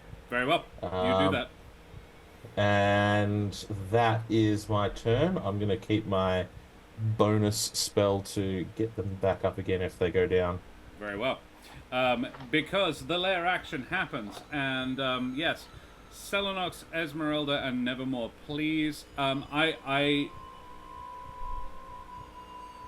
Yes, please make me dexterity saves. One target must make a DC 18.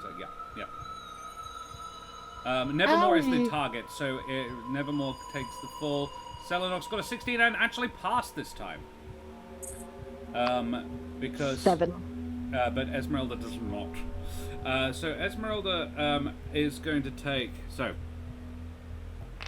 I hadn't read my own rules particularly thoroughly, and You say I'm the target. you are the target of spell. this. But what is happening is it is throwing another bit of mountain at you. It reaches out once again, and another huge chunk of mountain throws at the three of you. And it is the target has a higher dex save than the other two. Okay. And takes more damage. The other two make a save to take half. I was just wondering whether or not mirror image would work, but I don't think in this circumstance, given it's kind of like It an was a area save. of effect hit. Yeah. Yeah.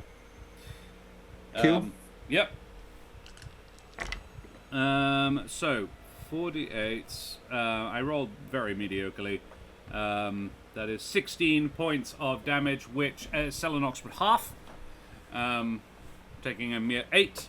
Ez, however, does take the full, and then Nevermore is going to cop. How much did you get?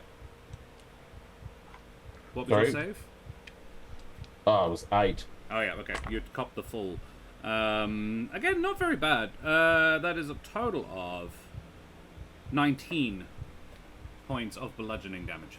Okay, not in addition to the 16, I assume. No. I was rolled. So Good. the people in the circle around the main target take 48 bludgeoning, and the main target takes 4d10 bludgeoning. Got it. And their DC to dodge is lower. Cool. All right. And then, yeah, that's Ez is down again. yes. I'm on it. I clearly can't do anything else. So I'll just keep everyone else up. Thank So you. yeah, Ez is currently unconscious, and the creature floats up, and you know what? He is going to move away from. He is going to float right over to Nevermore, and he says, "You, Mr. Nevermore, are beginning to be bothersome," and he is going to use his life blade to strike out at Nevermore. Sure. Well, 17 plus I'm numbers, going to. 27. Yeah. Mirror 27. image. Okay. Yes, mirror image. So I roll a d20 to determine whether the attack hits one of my duplicates. That's a 20. So if you have 3 different duplicates, you must roll a 6 or higher. So I did. I rolled a 20. Yep. What a waste of a crit, by the way. Oh well. So that hits the target instead. So I've lost a mirror image. It strikes again, I think. I think you are irritating it. And yeah, it gets a 25 to hit this time. That'll do it. And a 4. That'll hit me. Hey! 4. 2d10. 10 necrotic damage. Fire. Lightning. I'm gonna... Not any of those words. The word is radiant. I One was of looking those. for. I was just saying elemental types. Yeah. Got it. 10 radiant. And please make me a con save. Sure. Good girl.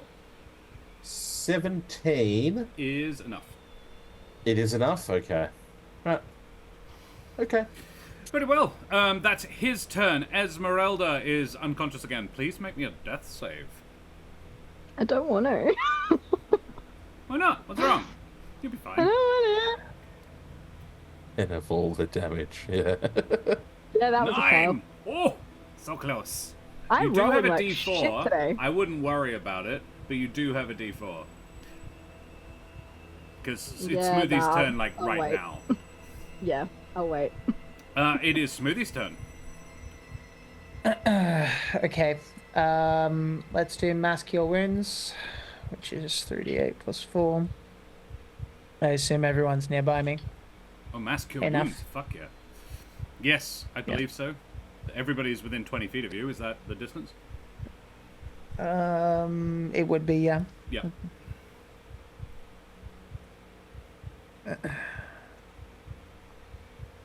10 plus 4 is 14 points of healing to everyone, including Everybody. myself. Everybody. And I'll do the temporary hit points thing at this point, which means that everyone gets an addition to that. Ooh. D6 plus 11 now, so 17 temporary hit points on top. 17 temporary hit points. Wow. Thank Yeah, you. You, as you rolled long- max. I did, yeah, I rolled a Nice. 6 on the D6. Yeah. Um, So it's a 30-foot radius thing. It's not concentration, filled with dim light, blah, blah, blah. So, yeah, yeah. that's my turn. This, Smoothie, as you do this, as you cast this, that light, it's not light. It's like static on a TV screen. You know, like the snow that you used to see on older TV sets? Yeah, LCDs. Yeah. It's like that in the air around you. The whole vision of this place seems to sort of static in and out, like there's two wavelengths conflicting, only within that 30-foot sphere around you. And Thalgoth turns and hisses at you. It's like, no, my plane! And reaches out and uses his gust ability. Please make me a strength saving throw. Okay.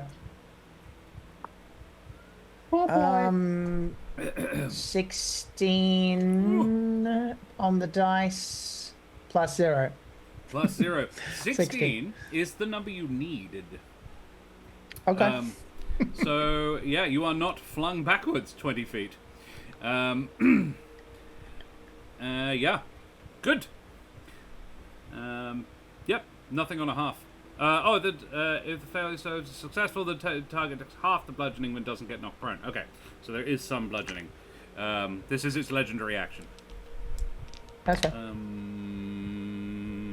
So the bludgeoning is 11, 14, so you take half 7.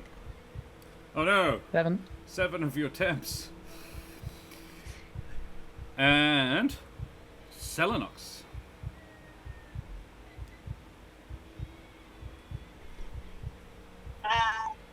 Oh, sorry, I thought it was Smoothie's turn. No, It was. because you- just Sorry, finished, I'm I also think. gonna move forward, so that I'll go there. That's what I'll Okay. do. He would still have done what he did then. Yeah, He probably yeah, he did it. Yeah. Yeah. That's fine. Not a big deal. So I'm actually going to. Where is it? Flank, flank, flank, flank. That's a valid point. If you can go around behind him, you would get flanking rules, and everybody gets advantage on attacks against him. Yeah. Okay, I was gonna try and get Esmeralda the hell out of dodge, but. Okay. Would you trust that so- she'd stay the hell out of dodge? Yeah, that's fair. Well, yeah, because she throws fire. Yeah. The squishy fire throwers are supposed to stay out of dodge. That's part of their job. Well, your choice. What do? You can bait and switch. If you need advantage, take it. Because Sel is really good at hitting this guy anyway. She doesn't miss very often. Oh, thanks for jinxing the shit out of that. Sorry.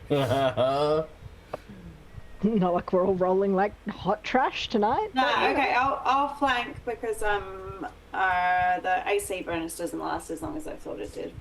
So, scooting around there also spreads people out a little bit. And I am going to hit him with my rapier. And I will put the map back up. Boop. 27 and you to hit hit. it. 27 to hit. Very nice. Yep. You do indeed. Woo! For 15. Yeah. And again. 18 to hit. 18 is the number you need. Hooray! 10. 10. No! It's my plane! And then I'm gonna. It's now like leaking bits of its own essence from all these slashes and cuts that you're giving it. You do have advantage on all these attacks, just FYI. Like, that's the whole point okay. of the Yeah, flank. yeah, I'll do some more. And then I'm going to do an action surge. Oh, fuck Jeez. yeah! So I'm going to do a little shuffle. A little my boogie. my wings shuffle. Yep. No, it's like a fluff. Oh. Wing fluff. Hey, Tony, good to see you. 23. Yeah, That's a hit. Do you want to roll another one? Just while you're I at did. it? I rolled Nine. that one at an advantage 9. 9. And then I'll hit one more. Oof. And a 21. 23 again. Oh, is it? Oh, okay. 13 and 3. That's what I'm looking at. Yeah. And that is. Ooh. 15. Mhm. He is looking pretty fecking ropey at this point. And I'm just doing some math, which, takes a while. That As long as is you're not doing a math. lot of damage. That's a lot of damage. You just doubled the amount of damage he's taken in a round, because that's what Ro does. It's the whole point of fighters. Sometimes they just burn bright. How did it go, Tony? Good, I'm glad to hear. All right. Back to the top of the order. It is Nevermore. Noting that I am basically directly next to it, and not wanting to kind of step away and potentially get lashed at, I'm going to use a spell that allows me to kind of cast up close. I'm just going to cast just a surefire spell of Magic Missile. Yeah, that's right. And the what does it classic. look like when you do that? I'll just kind of flick my talons out, and out of the little silver capped tips, 3 little pinnacles of Bing, bing, bing. light will shoot towards it. Yeah. And I will cast it. Oh, that's not it. That's it. Only. Hang on. I have to cast it 3 times, apparently. So 5 damage for the first one, Nice. 2 damage for the second, Rough. 3 damage for the third. So that's 10. 10 damage. Very nice. 10 force damage. Oh, okay. I'm not going to do anything else. I'm going to stay where I am because it seems that being where I am is helping Selenox. So It's like, yeah, Just- just trying to defend just seeing itself. being Selenox attacked kind in of the back. blasting as hard as they went, it would not make sense for me to kind of change that situation. So I'll stay where I am. Yeah. It And is I've got a going lot to of hit points. it is going to yeet another bit of the plane at you. It is actually going to target the area in between Smoothie and Nevermore, because it doesn't want to get itself. But it will. What this means is that none of you are direct target of it, so you all have a lower DC. Can you all please make me dexterity saves? Smoothie, Esmeralda, and Nevermore. Oh, nice. Yes, 23. finally. Hey! I got a nat 20. Oh! You also resist this thing. And Smoothie? 23. 23. Yeah, you all pass. Alrighty, half damage. For 20, half to 10. Bludgeoning. And it Well, like it's got their lifts. temporary hit points plugged Temporary in, right? hit points. Yeah. Yeah. Not less so now, but yeah, it reaches out I'm and just making sure they had it before they took the damage. I don't know, yeah. It reaches out and raises its arm slowly up, a Richter smile spreading across its face, which until this point, like since Nevermore sandblasted it clean, was just a sort of a formless blob. Now a mouth shape appears within it, its teeth comprised of little bits of plane, little jagged rocks. As it smiles across, it apparently is very upset, and it raises a couple of these big rocks and yeets them at the space between you guys. You all sort of dodge around, and you are rained with rubble, but none of you take any meaningful damage. It seems quite upset. The trick is, because of the way the turn order works, lair action goes directly before it does, which is why it feels like it's taking an awful lot of actions, but it is now its turn. So it is going to do some stuff. It is going to firstly make a... It's going to try gusting Smoothie off again, but before it does that, it is going to... I'm nowhere near an edge, but okay. No, you know what it's going to do it to Selenox. It is going to try and gust Selenox backwards off the edge. Please make me, I know you're good at this, but a strength save.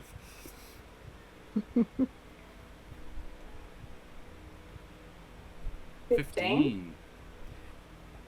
It's Do you- not gonna do it. That's not going to do it. Not What great. did you get and on that the was dice, with a plus Ro? 9. 6. Yeah. Ro, you got a 6. You can have my 9 because I rolled a 9 as well. Oh. Which makes Wow. it an 18. Which means you pass. Invoke the Amaranthines. All right. Yeah. coming in clutch. So Tape Selenox... rewind. So Yeah. Selenox goes flying off the edge, and then Smoothie goes, nope. And Selenox comes back over the edge and just tanks this gust of air that erupts from Thalgoth's hand, directed towards her, because he is focused very much on Nevermore. He's like, go away! And it's sounding petulant now. And Selenox is going to take half the damage because she resisted it. It's 21 halved to 10. I'm the only petulant one around here. It's true. Very true. And then it is going to make a Radiant Blade attack at Nevermore. A 15 is probably not going to do it. No. Alrighty, then it's Esmeralda's turn. Es, you're still awake. I do not want to be anymore. She's had enough. She's going to cast Scorching Ray at 3rd level. Scorching Ray. Yeah. You are still at disadvantage because flanked works for melee, it doesn't work for ranged attacks. I know. Very well. Do it. 25 is good. This is a 13 13. less so. Yeah. There are 4 of them, though. Yep. 1. Not so much. So the next one will be for a different... I Also got not. 10. So none of them hit. I'm going no. to assume. No, because you are... Remember how it's with disadvantage, and you're casting it at 3rd level, so there are 4 of them. So the first yeah. 2 were 1 attack, then the second 2 were 1 attack.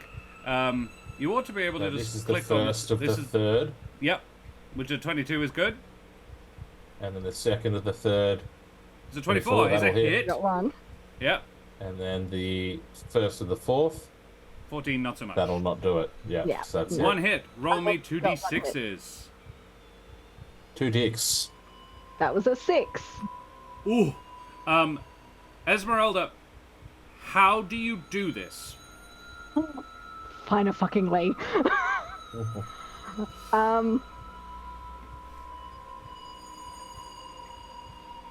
Ez is having the worst day in the absolute world at this point. So she is literally just like, Same, silly. I'm not having it. I'm over it. So she's literally just going to like, if we think he's petty, she's pettier at this point. So she's literally just going to cross her arms, stamp her normal leg, and just go, fuck off. Fuck off. And then the flame comes from... Do you have a wand or something? It's her leg.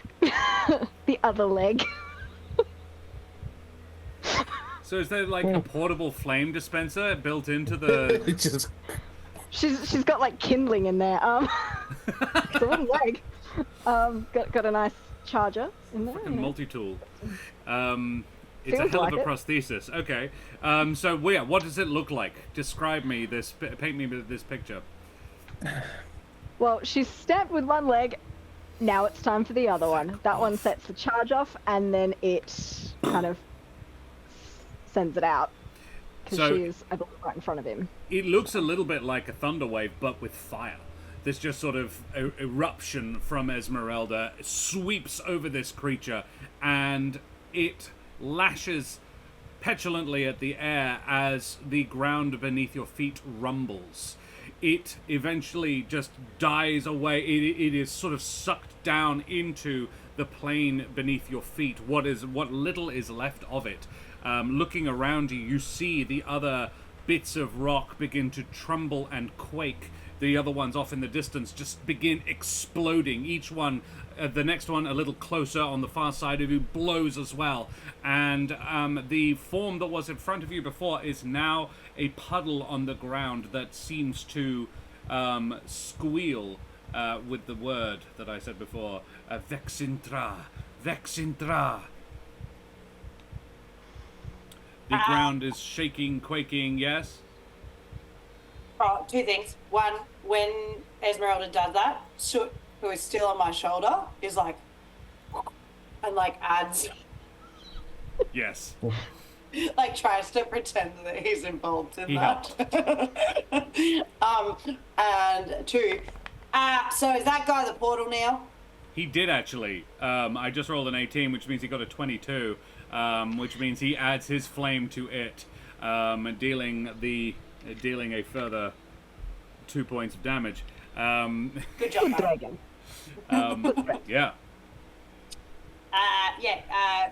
Yeah, is that the portal now? Is he now the portal? Bits of your touch? rock platform are starting to break off as you All right. feel the air around you start to shimmer with the static of Smoothie's energy.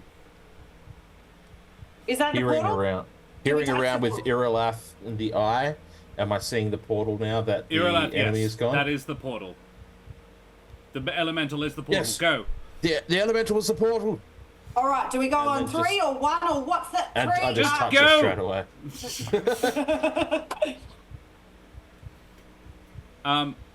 Selenox, Smoothie, and Esmeralda, you hear, and it probably may not register until after. You hear a female voice scream, "Just go!" as Nevermore touches it and blinks out. Gone. Ez reaches out, goes as well. I'm going to grab Soot and Yep. then go. Yep. And Smoothie dashing along. He was the furthest away, basically. Yep. Goes for it as well. Dashes through. And you erupt once again. It's almost a carbon copy of the last time.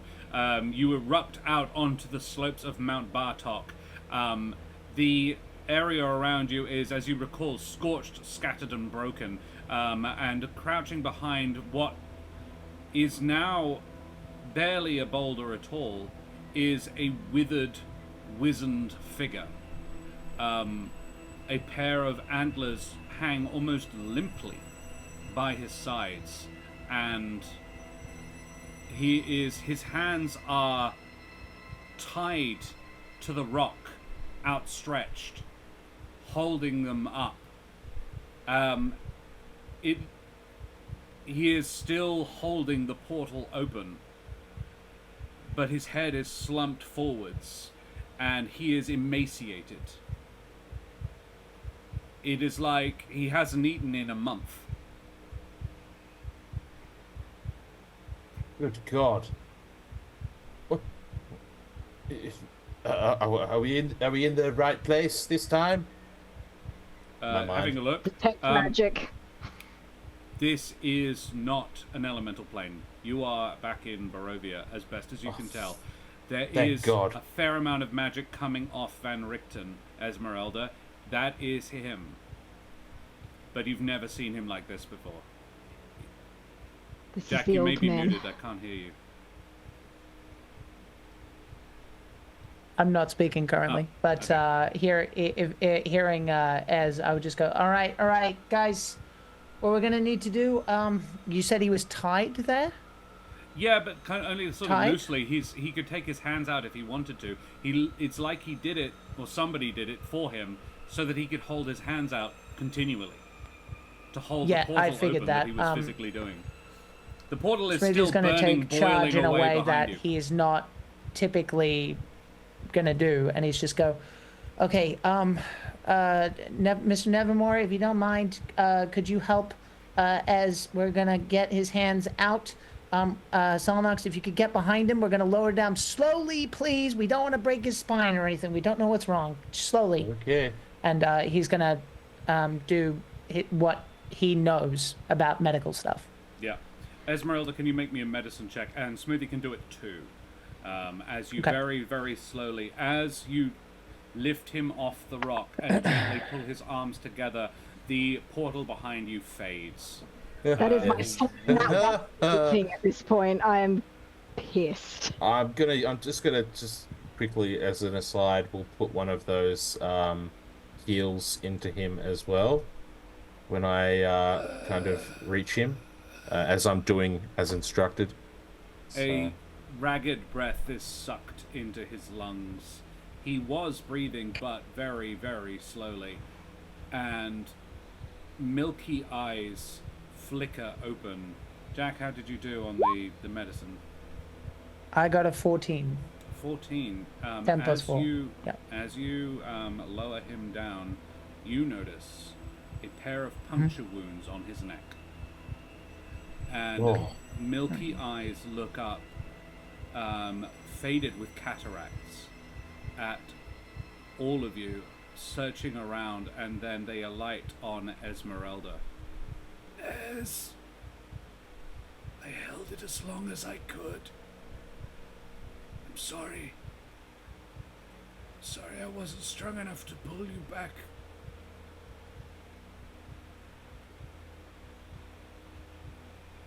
Is what he appears to have the strength to say. He is now gasping for air. Because I cannot see Ellie, do you want a moment to say something? Just real quick. Yes, please. Go ahead.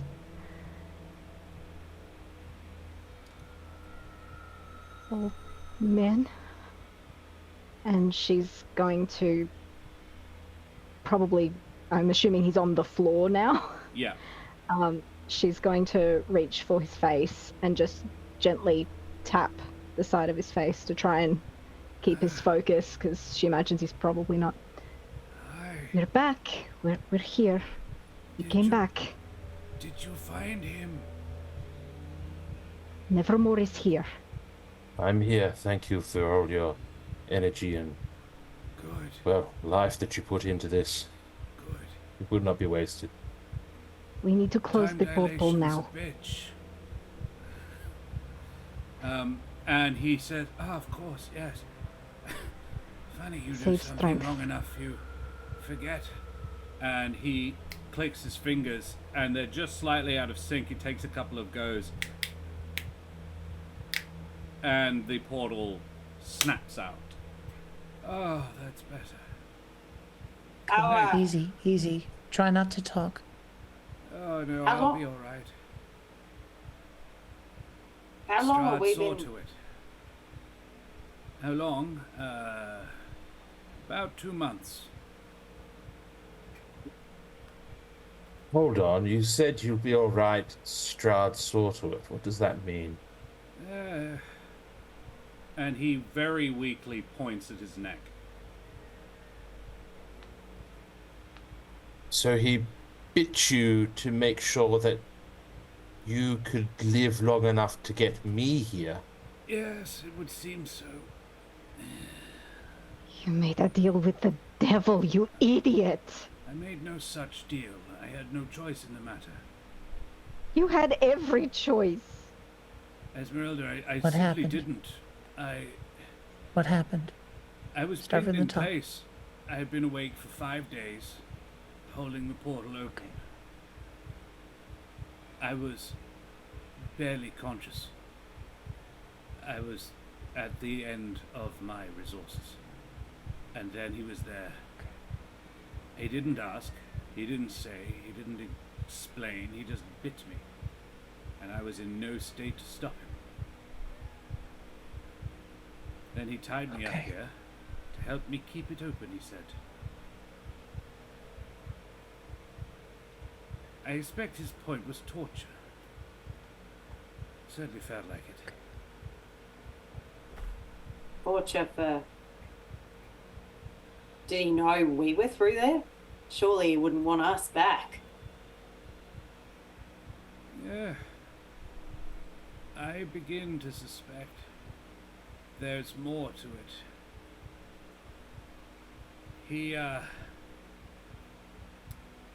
It wasn't him stopping you coming in. It was the elements. If he wanted to stop you, he could have. He could have killed me. That would have done it. You'd have been stuck in the plains. Okay. He wanted me here. Maybe not just you, but definitely wanted these 3 back as well. At least one of you. No, it's definitely all about me. Kind of gaze off to the That side. likes the game.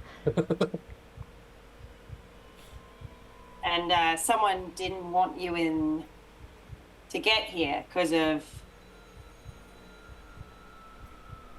what was that last guy going on about, Nevermore? The parent not How wanting about we you. just focus on the fact that Esmeralda's mentor is not doing so Guys, well, and they have why a don't moment we- together, you know? We could Why talk don't we later give about him some that. space? Yeah. Yes, I agree. I'm gonna look at Esmeralda as I begin to potter off for a second. And I'm gonna look at the bite marks. And I just go, just call me if you need me, okay? There's things that can be done. And I'm gonna give her space. Ez is gonna whisper, "Thank you, little one." And then she's going to round on Van Richten.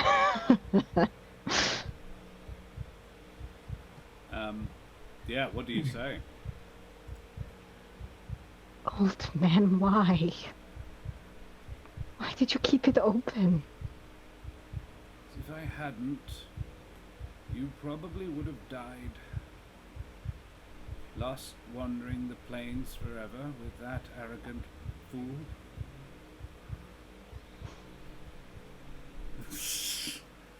Who he is referring to is completely not obvious. He's all that, but he's also very capable. He is, and that's why we would have found some way back. You weren't There were in the two plains. Vistana in there. You weren't in the plains exactly. You were in something that the plains made to stop you coming here specifically.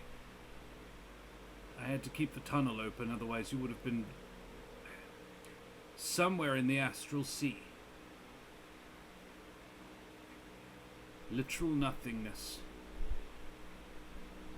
Even he can't navigate that yet.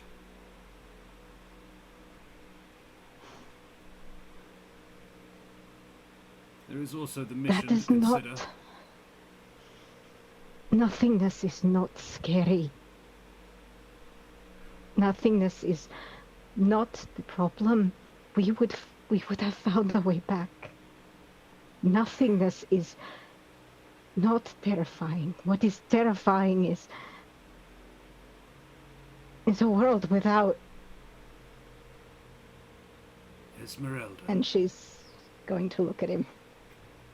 Esmeralda. Nothingness is what my world would have been if you had gone. Trust me, that is very scary.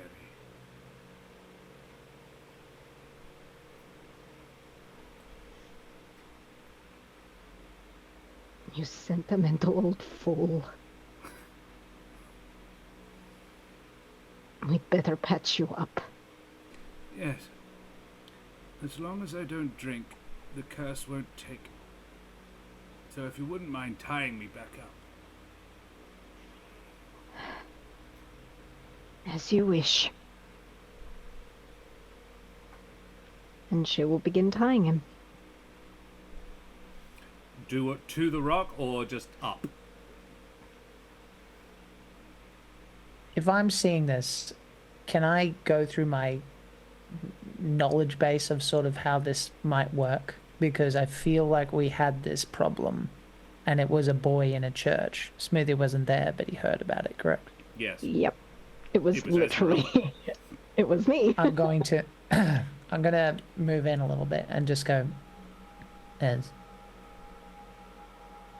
Yes, little one. what do we want to do?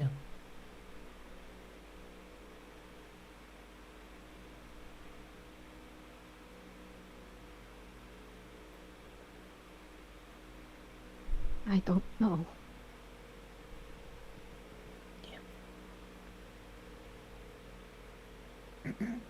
I want to. Should we ask him? You.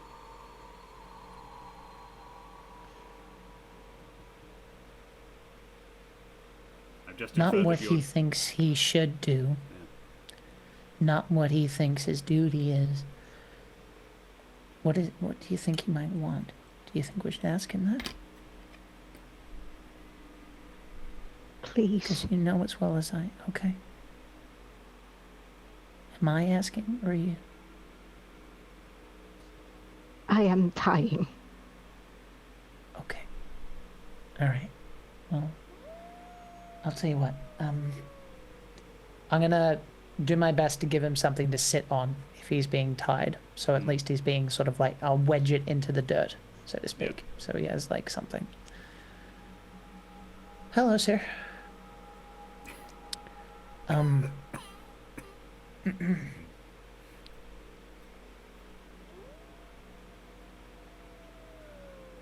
I feel weird asking this. If what's happened to you is what I think, how do you want to proceed?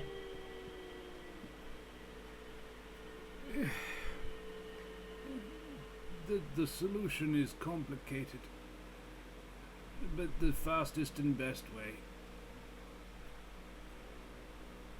is to kill him.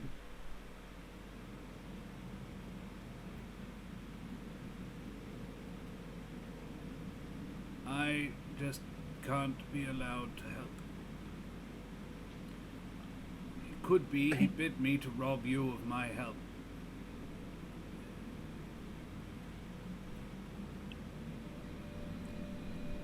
If I am within distance, he can see me, he can order me around.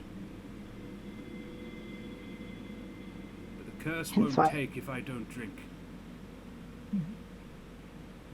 That's why Make you it's tied drink. into the rock. And he could make me drink, so hide me somewhere, tie me up, and kill the bastard. Well, that gives us some options then. We could should probably take him. tie him somewhere slightly comfier. Just to Wait. Well, do you guys remember what I did when we wanted my friend to appear dead? Hmm. I feel like that might be the best move. We'll have to wait till tomorrow, but sir, you'll be asleep. It'll feel like no time had passed until we wake you up. Ah. Oh, But yes. you'll appear dead. No, I know it. To yes, be honest, yes. I'm- Good idea. I'm kind of glad. And, oh,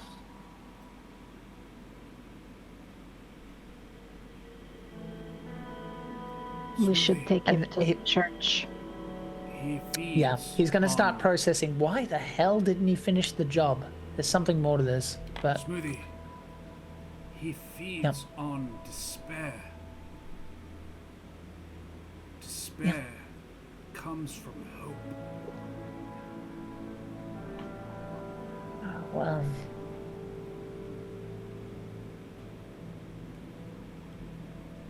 And that is, I think, all How Van about Richten this? has left in him. how about this? And I don't necessarily think he'll be helping like move him along. How about we talk about him like he's a person? I think that'll go a good long way. Yeah. He's not a god. He's not anything other than someone who really wants us to think so. And if I see him drop off while that's happening, I'll just let him. And he'll break. He thought he was gonna have to kill the motherfucker. To be honest, that was so. Yeah, there's definitely a big rattling breath because I had gentle repose ready to go because I didn't know what was gonna happen there. Yeah. So Yeah. So you cast Feign Death? I don't have it today. It has to happen tomorrow. Ah, okay. So yeah, he Don't have it today. so the knights are perhaps unsurprisingly not there. They did leave a while back. I would just quickly say I have been off to the side looking for an area that is, well, whatever you would go as comfortable within the close by vicinity, and I have You're been in casting. the wilds. I've been casting Private Sanctum. The spell Ooh. Private Sanctum. So You carry that's a the. 10-minute cast. So I love it. Mordenkainen's Private Sanctum? That one? no, it's just it's a spell called Private Sanctum. You make an area within range of up to as large as 100 feet on each side, and you can choose the parameters of that area. Sound can't pass through. Warded against like darkness. Can warded against divination spells. Can't teleport in or out of it. No planar travel within or out of it as well. Just basically like a safe zone. Yeah. So Almost qualify as a house. yes. Oh, there's a bit of gap. Yes, Yeah, there is. Nevermore creates this. What does it look like? What does your Private Sanctum look like? It honestly, it doesn't look like anything. It to me, it just looks like there's no kind of substance to it. It's more of to me, it's more of a zone around me that is protected within that. So we're not kind of in an actual sanctum. Bubble. It just Yeah. says, you make an area within range magically secure. So it's not necessarily that I'm creating an area of like any type of appearance. It's just I'm making the area magically safe. Yeah. So So, just like a Nevermore has- protection for the night. As the action of this, if you don't mind, I'm going to describe that Nevermore goes off Sure. and starts a bonfire, starts a cooking fire, and puts together a rudimentary campfire setup where there's a couple of logs to sit on and some rocks around the fire. And as Selenox, Smoothie, and Esmeralda carry Van Richten, they cross the threshold, and the world quietens. It's like someone's put earmuffs on. And the chirping of the birds is still there, but it's muffled. The pain of your wounds is still there, but it's eased a little bit. The oppressive feeling of being watched is still there, but it fades as you make your way over to the campfire beside your new ally. And you lay Van Richten down on a bed of leaves, and I think we'll leave it there. Soot! Cool. And Soot jumps off Selenox's shoulder and lights the fire with a gout of flame. Thanks, mate. Guys, that was a rather good session. Thank you very much. I hope you enjoyed. Lovely. Now we're going to do what we like to do at the end of our streams. We do our favorite moments where we go around the table and discuss who did good and what they did well this evening. Ellie, how you going? You alright? All good here. Sweet. Can I get a D5 in chat? I just like to ask because I can't see your lovely face. Going incognito today. Yes. That's a 1. Fun. I think that's Nevermore. Fantastic. Here we go then. All right, go on then. I really enjoyed the little tidbits from the creature about the brain worm and the parent won't let you, doesn't want you to, like all the little extra bits of information about Nevermore that we were given by the void creature I enjoyed that. Yeah, that was cool. Thank you. Soul Bolt. I Soul think Bolt's that's neat. what it was called. Yeah. That was clutch. So Warlock Nevermore is a custom Warlock. It's based on the Celestial, but there is there's a variant in there that allows him to change elemental stuff. Big Shoot, Void Rune. Yeah, that was a big Soot and the Void Rune. It's worthy to note, Selenox, Soot is back to his slightly smaller, slightly less material, less physical size, but he does still have that connection between you two. And we are doing Josh favorite moments. Just We to are, be clear, yes, yeah. Yeah. Sorry, I confused things a little bit there by trying to get out of it. The description of the pink mist when he was like revealed was neat. Yeah. Yeah. Sorry, Val- we're doing Josh's DM, favorite moments. Got it. Okay, sorry. Sorry, I was being naughty. Rose saw right through it. Yeah. All right. Thalgoth is from the Elements and Evil campaign, and a repeated pain in their sides. And I was just like, oh, that'd be fun. Yeah. I appreciated the description of Van Richter. Well, I mean, in the sense that you thought you kind of went to the extent of like him literally being tied up there, and if it's been 2 months, that period of time, it makes sense that something was done to preserve his life, to kind of maintain that spell for that kind of period of time. I just thought that was really well thought out, and a nice little why would he do that kind of like a little snippet of curiosity kind of piqued, I guess you could say. So yeah, I appreciated that. Thank you. I enjoyed the role playing with Fenrichten. It seemed like they were both just they've been edging around. I actually care about you. I actually care about you for so long, and it takes a near-death experience for them to actually admit it. Was very. They're both cute. assholes. Yeah. Yeah. They're both massively emotionally stunted assholes. Yes. My favorite was. I think from the last 2 sessions, it's been like, how do I do something different for every plane? And the last 2 were it was death and life working together. This was all an extended exercise in the planes working together to stop the 4 of you getting back into Barovia. No way. And my favorite me moment is like, that's worrisome, right? It's like, wow, the planes don't want this. Why not? We're stuffing around with equilibrium. Oh no. Yeah. And yeah, I love opportunities to show how much more there is going on. That this is an important story, but it's not the only one. Is fun for me. Yeah. Alrighty. We need a D4 in chat then, please. Thank you very much for my flatterings. Thank you for streaming, Josh the Pirate, and all the players too. You're very welcome, Tony. That's a 2! Favorite smoothie moments. I'm going to jump in straight away.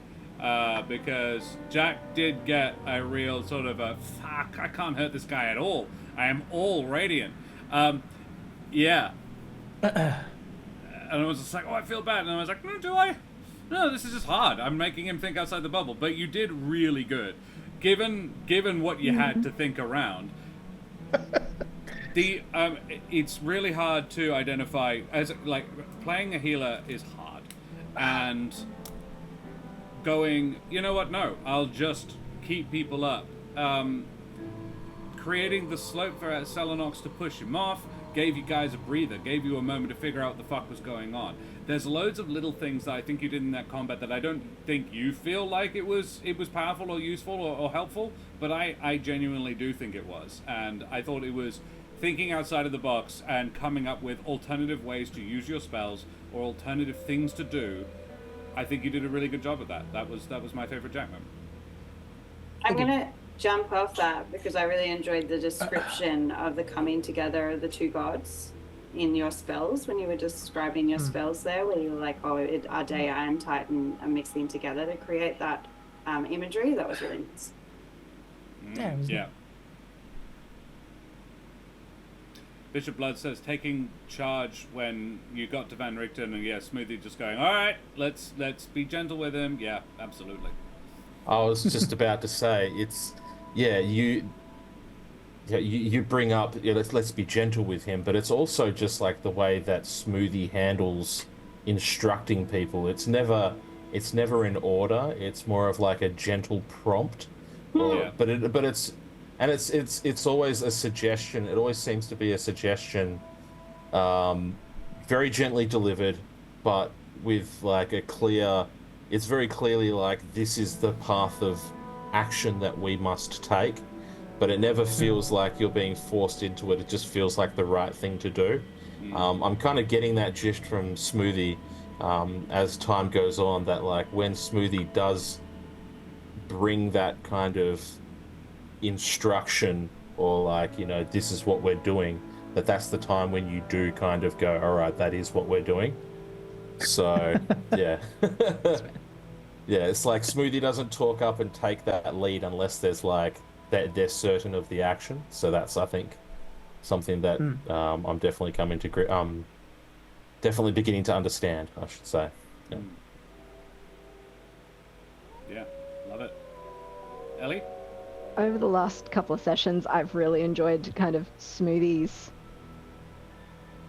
emotional depth, I guess, because we've had the light-hearted, playful moments where he's been backsassing most of the party, and then we get the, oh, this is actually very serious. We are now, like, 2 minutes ago, it was we're making jokes and trying to get out of here, and then the next minute it's, okay, we need to be gentle with the people here. We need to kind of make that a safe space again. And it was really nice seeing Jack play Smoothie in that way, because we haven't had too many moments of Smoothie being that kind of pillar of support lately, because he's gone through his own shit.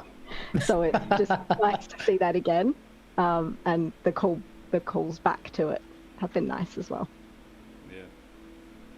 Hey, it's a valid observation. Thank you, Sarah. Serum. That's very I good. could not disagree. Jack, favorite self. That's very kind. It was an internal moment. I realized this is going to come into play later. Jack was genuinely thinking, "Oh, he's bitten. We have to humanely put him down, and you know, we'll deal with that." But like, that was my impression of the scene, and in my head, I'm like, okay, well, that's where Smoothie would be at too, because I've got to play that through. And then when it was revealed that he would be okay, it is a conflicting belief. He is both equally parts relieved, but in a way he would never really express. He's sort of bummed because his grandpa's dead, and he thought he would never voice these things, but as almost became someone who might understand what it sort of means. And so that, I don't want to say resentment because that's too strong an emotion, but that conflicting emotion is going to be interesting to play, because it's, you know, because he's still young and he's still working out like how all this works, and I don't think he would have recognized that. But it was like a nice kind of like, oh, that's interesting. There's room for the jealousy that, oh, we could save your father figure, but not mine. That. Which I don't know if it would ever come into play, so I'm kind of mentioning it now because it doesn't really matter. We're all professionals, and if it comes up, it comes up. But it was a fun thing to realize. Yeah. Because, you know, we're all flawed like that, right? We can be like the best people we can be, and we still have dark thoughts and urges and all that stuff. That somebody else didn't have good fortune because you didn't have and then good feeling fortune. Horrible because it's like, I wish your father figure died. Yeah, absolutely. You know, it's awful. I've had that in my own life in the last sort of 3-4 months, where I caught myself resenting somebody very dear to me because they succeeded in something that I have never managed to, and wishing that they hadn't. And I was like, wow, I hate myself for that. Don't like that about me. You're right, Serum. It is dark, but it's I think it's important to acknowledge when those thoughts come, because it happens in every soul, as far as I'm concerned. You have to be. Yeah, I don't believe anyone who says they don't think these things. It's just verbalizing is the difference. We don't think about that. We push it away, but it's we don't there. act on them. So but yeah, you, that'd be mine. it's like, no, oh, yeah, I ideally. Well, yeah, one would hope not. Yeah. Well, guys, we need a D3 in chat. I think we've had Jack's favorite. That was Jack's favorite, I think. A D3, please! Exclamation mark, roll space, the number 3. How you been, Serum? How is your lovely little girl? Not that little anymore, I imagine. That is a 1. Jealousy is always a dark emotion that we need to learn to push down. So we had our recital. Yeah, that's a 1. That's Mitch. Favorite Nevermore moments. I feel like it's going to be a pretty consistent thing. I think this is probably the 3rd time that I've played with Mitch. And the commitment to a bit is just like, the first time I played with you, you sung the entire game. And like the dance moment today, where you just like the whole time were doing some sort of dance the entire time that curse was on you. I love that. I love the commitment to a bit, and in the recap as well, all of it was like, yeah, I love it. Yeah. I was going to mention the recap. I was going to mention Rule 50. Yeah. Oh, he's got a bunch of new rules, and that is a Nevermore rule, not Bad rule as well. That's not a Lazarus rule. That's a Nevermore rule. Oh. Yep.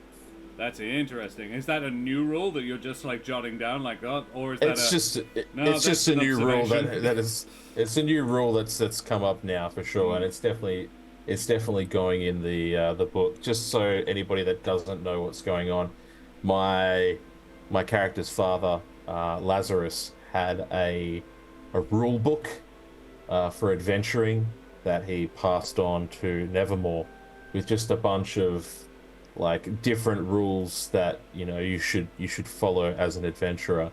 And Rule 3. I created my own rule at one point in the storyline. I was like, I'm going to create my own rule, which was, if I can find it right now, Rule 1: never leave your friends behind. Yes. And but like there was like 108 rules in Dad's rule book. Like I've got like a bunch of them written down. But it was like, it was a store for Mitch to make them up as required. I was like, my dad said something about this that's relevant, and makes up that. It was a really, and again, it was a bit that lasted for 30-something episodes. So yeah, commitment to the bit is absolutely what Mitch does. But yeah, he's definitely in the last period of time while he's been flying relatively solo, has come up with his own set of rules. So Bishop Blood says, no, it's definitely about me. Yeah, that was great. that was great. I am just enjoying all the Nevermore lore and all of the wider Humblewood lore that we're getting for those of us that haven't been doing this for as long. Getting all the stuff, getting all the juicy bits from previous episodes and previous seasons. It's very nice to hear that come out, and it's fun. Mine's going to be, I first wrote the recap because it was nice hearing it in character. That's not something we tend to do around here, so it was fun hearing it in that way. I might even try my own hand at it next time. But I'll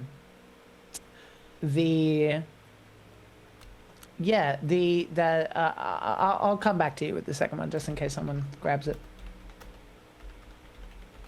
Was that everyone then? I think Mitch needs to do his own. Yeah. You can do your second one and then I'll do my one. It's all good. I think I just appreciated that he was just for someone that had this reputation of being such a massive a-hole, quite amiable. And maybe that's simply because no one reacted too strongly to his initial, for lack of a better word, front. And just like your poo beneath my shoe, and we all just went, okay. and maybe that was enough for him to go, oh, they're cool. I have no idea. But from that point, he's been quite, like, he hasn't really been an issue as far as his attitude goes. Like, he still has those moments where he's like, no, it's definitely about me.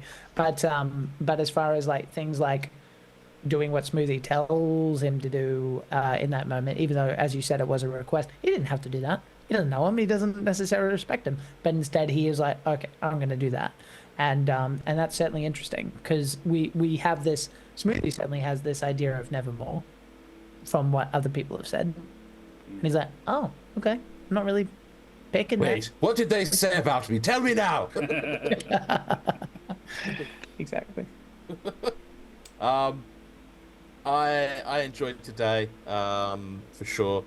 I did enjoy doing the recap up in like my perspective. That's something that I did, I think, in all the recaps. I think you all used to do that, yeah. In our games. Yeah, that's true. So I just carried that through. But I definitely it's going to be very difficult. I'm telling Selenox/Ro right now, it's going to be very difficult to lock Nevermore down into any sort of conversation about what's going on. Because got that vibe. I was happy to drop little tidbits of like prophecy and you know, now that I've got what I need from the planes and blah blah blah into the little recap. The audience knows. Yeah, so, but yeah, and my favorite thing was definitely just that this is all about me. That was 100% like how Nevermore felt at that exact moment when it was like, why would he keep the gate open? Because they knew I was coming. It's all about me. So that was I had a good laugh at that internally for sure. So, You're the but it only was good. real new element, so I think it's fair to assume, to be honest. It's not about him. Yeah. Yeah. Alrighty. Then we need a D2. That's a 2. That's Ro. Favorite romance, everybody. This is my favorite moment, but I do want to shout out that Ro is just a little bit tired and sleepy today. I mean, Jack is too, but Ro had to deal with 3-year-olds for quite a while today. So the fact that she is as chirpy and bubbly as she currently is an absolute mission. Good on you, Ro. Thank you very much for your I love commitment. working with the 3-year-olds. It was just very early in the morning today. I wasn't saying it wasn't fun. I love working with kids too, but it can be exhausting. So, favorite romance, everybody. The sword offer was what jumped in my head. Just like, I can't do anything. It's like, you want this one? Oh, this one. You want to buy a sundial? Yeah. No. I just love Ro pushing him off the end. Yeah, that was cool. That was fun. I love your relationship with Soot deepening. And you're like at the very end, when Soot lies, yeah, good job, mate. Good, there we are. Good on you. I appreciated 2 things.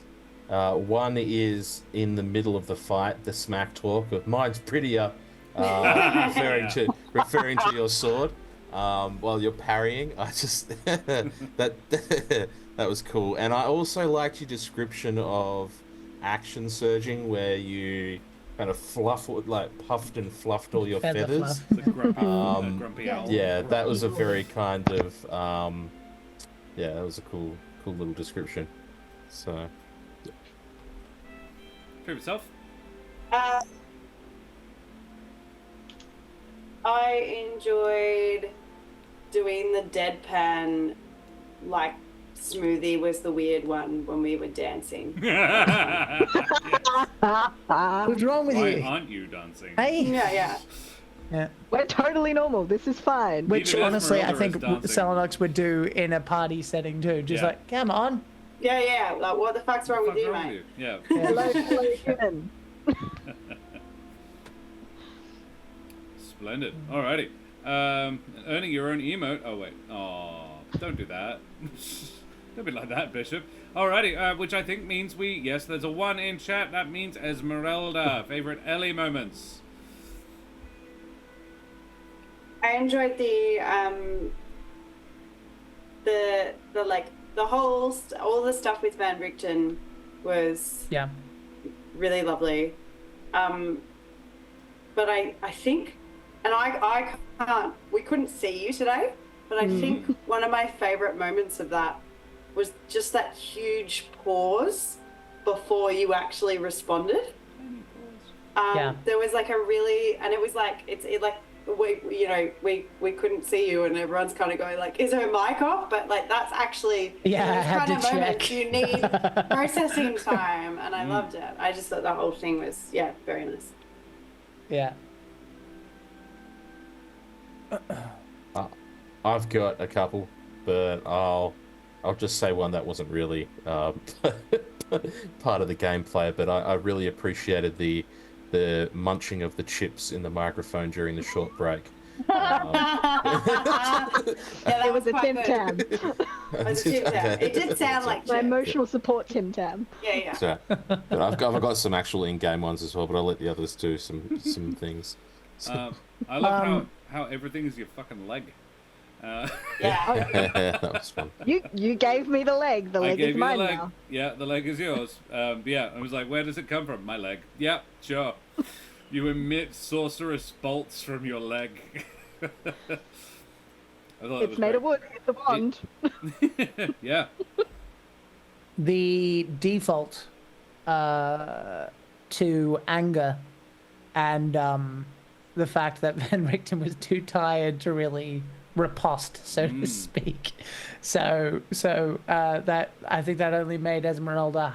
It was harder, it seemed, for her to get her footing because she was used to the usual, sparring, and it just didn't come. And that was very interesting when she realized, this is even more serious than it looks. Yeah, that's probably what I'd say. Yeah. There was the killing blow on the elemental, Right. with the gritted. You couldn't see you obviously on the camera, but I could hear through gritted teeth you saying, "Fuck off!" Like. I dead set think it is what the art is saying. Like, because on the screen I've got Esmeralda's face, and she looks pretty hacked off, and it looks like what she has just said in that artwork. Yeah. Pretty much. That's Yeah. a face. I mean, I adored playing that scene with you. I love having that kind of moment, and I didn't plan going into it that we would get that.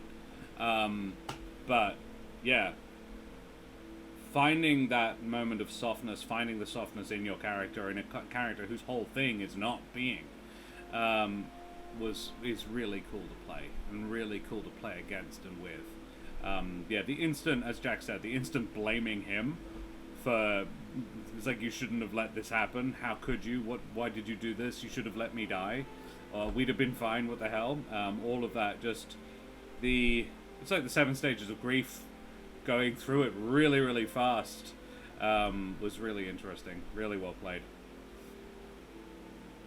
Thank you. That was the bit I think I enjoyed the most. I wasn't expecting that, so when it hit, I was like, okay, we're doing this now. Here it Because goes. always he's been like, I'm going to murder that man. I'm going to murder that man, and then it's like, oh shit, someone else almost murdered him.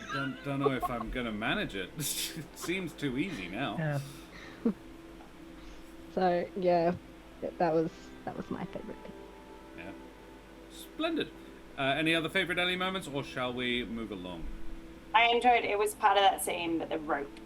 When Smithy yeah. was like asking about, like, oh, do you want to say that I am tying the rope? That was really nice. Back up. Yeah. The like avoidance of the actual hardest part of the conversation, I suppose. To do that, like, this is what I'm doing right now. Yeah. Lovely. You Well, are not the guys- only one with the yawns, Mitch. Yeah. We all look very tired. Well then, guys, I think we should call it for the evening, guys. Thank you so much for joining us this evening. It has been an absolute pleasure streaming for you this evening. Guys, who the heck have you all been? Ro, tell me who the heck you are. Hi, I am Roro, and despite the name, I have little or nothing to do with boating. However, last week I had a request, and this week I have a boat fact. Ooh. Yay! Yes. The oldest known boat. And I'm going to type the word in chat and you can decide how to say it. It is spelt like this.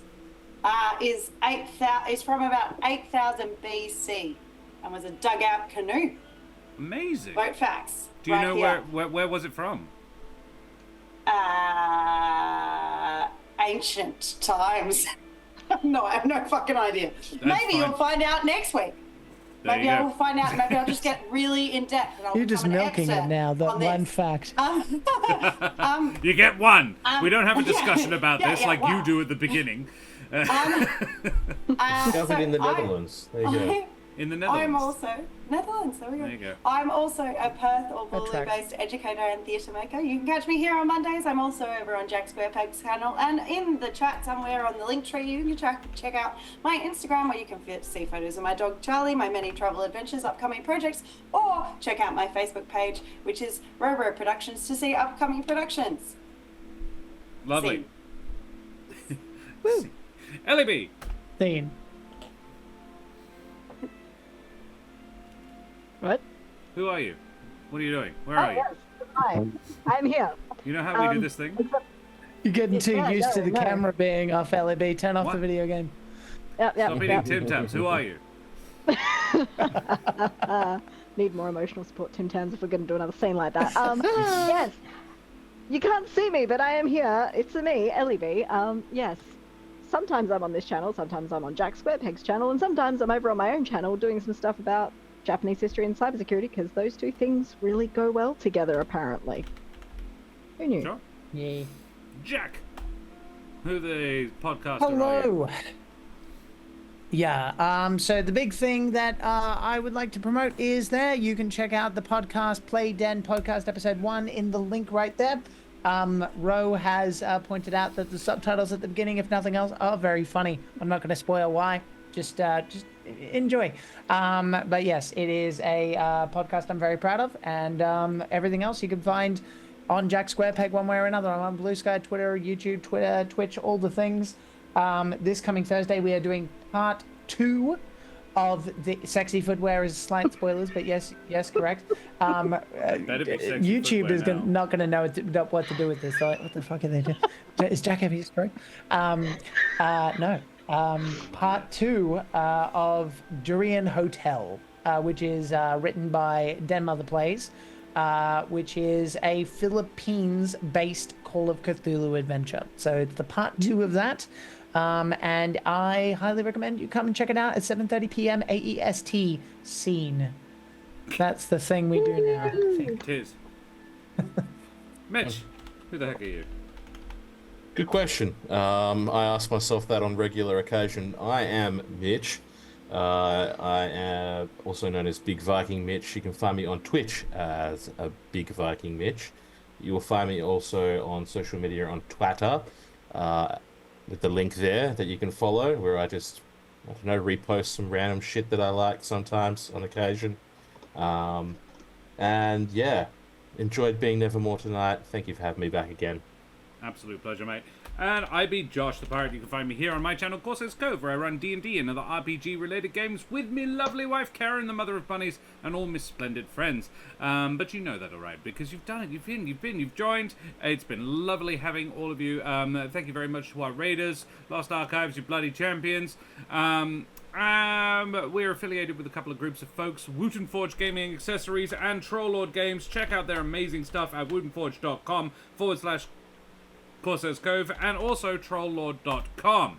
Links in the chat there. Guys, if you haven't heard already, the Ukraine's having a bit of a trouble right now. If you do have any spare pennies in your digital wallets, please consider chucking them over at the Emergency Action Appeal. Did I spell that right? I think so. Yes.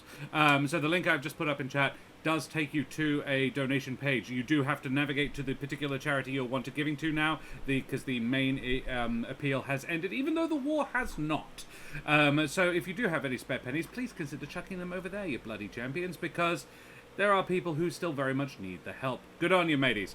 I think we will go and find somebody to raid now, everybody. So, who have we got to choose from? There's a few. Well, seeing as they are our stream team buddies, we will drop a raid over on the Eldritch Scribe, who are doing Realm Hunters episode 35.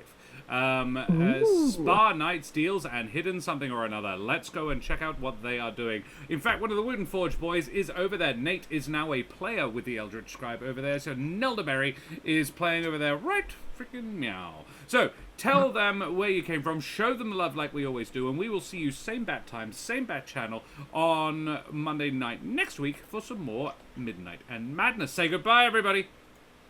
Goodbye, everybody. Bye.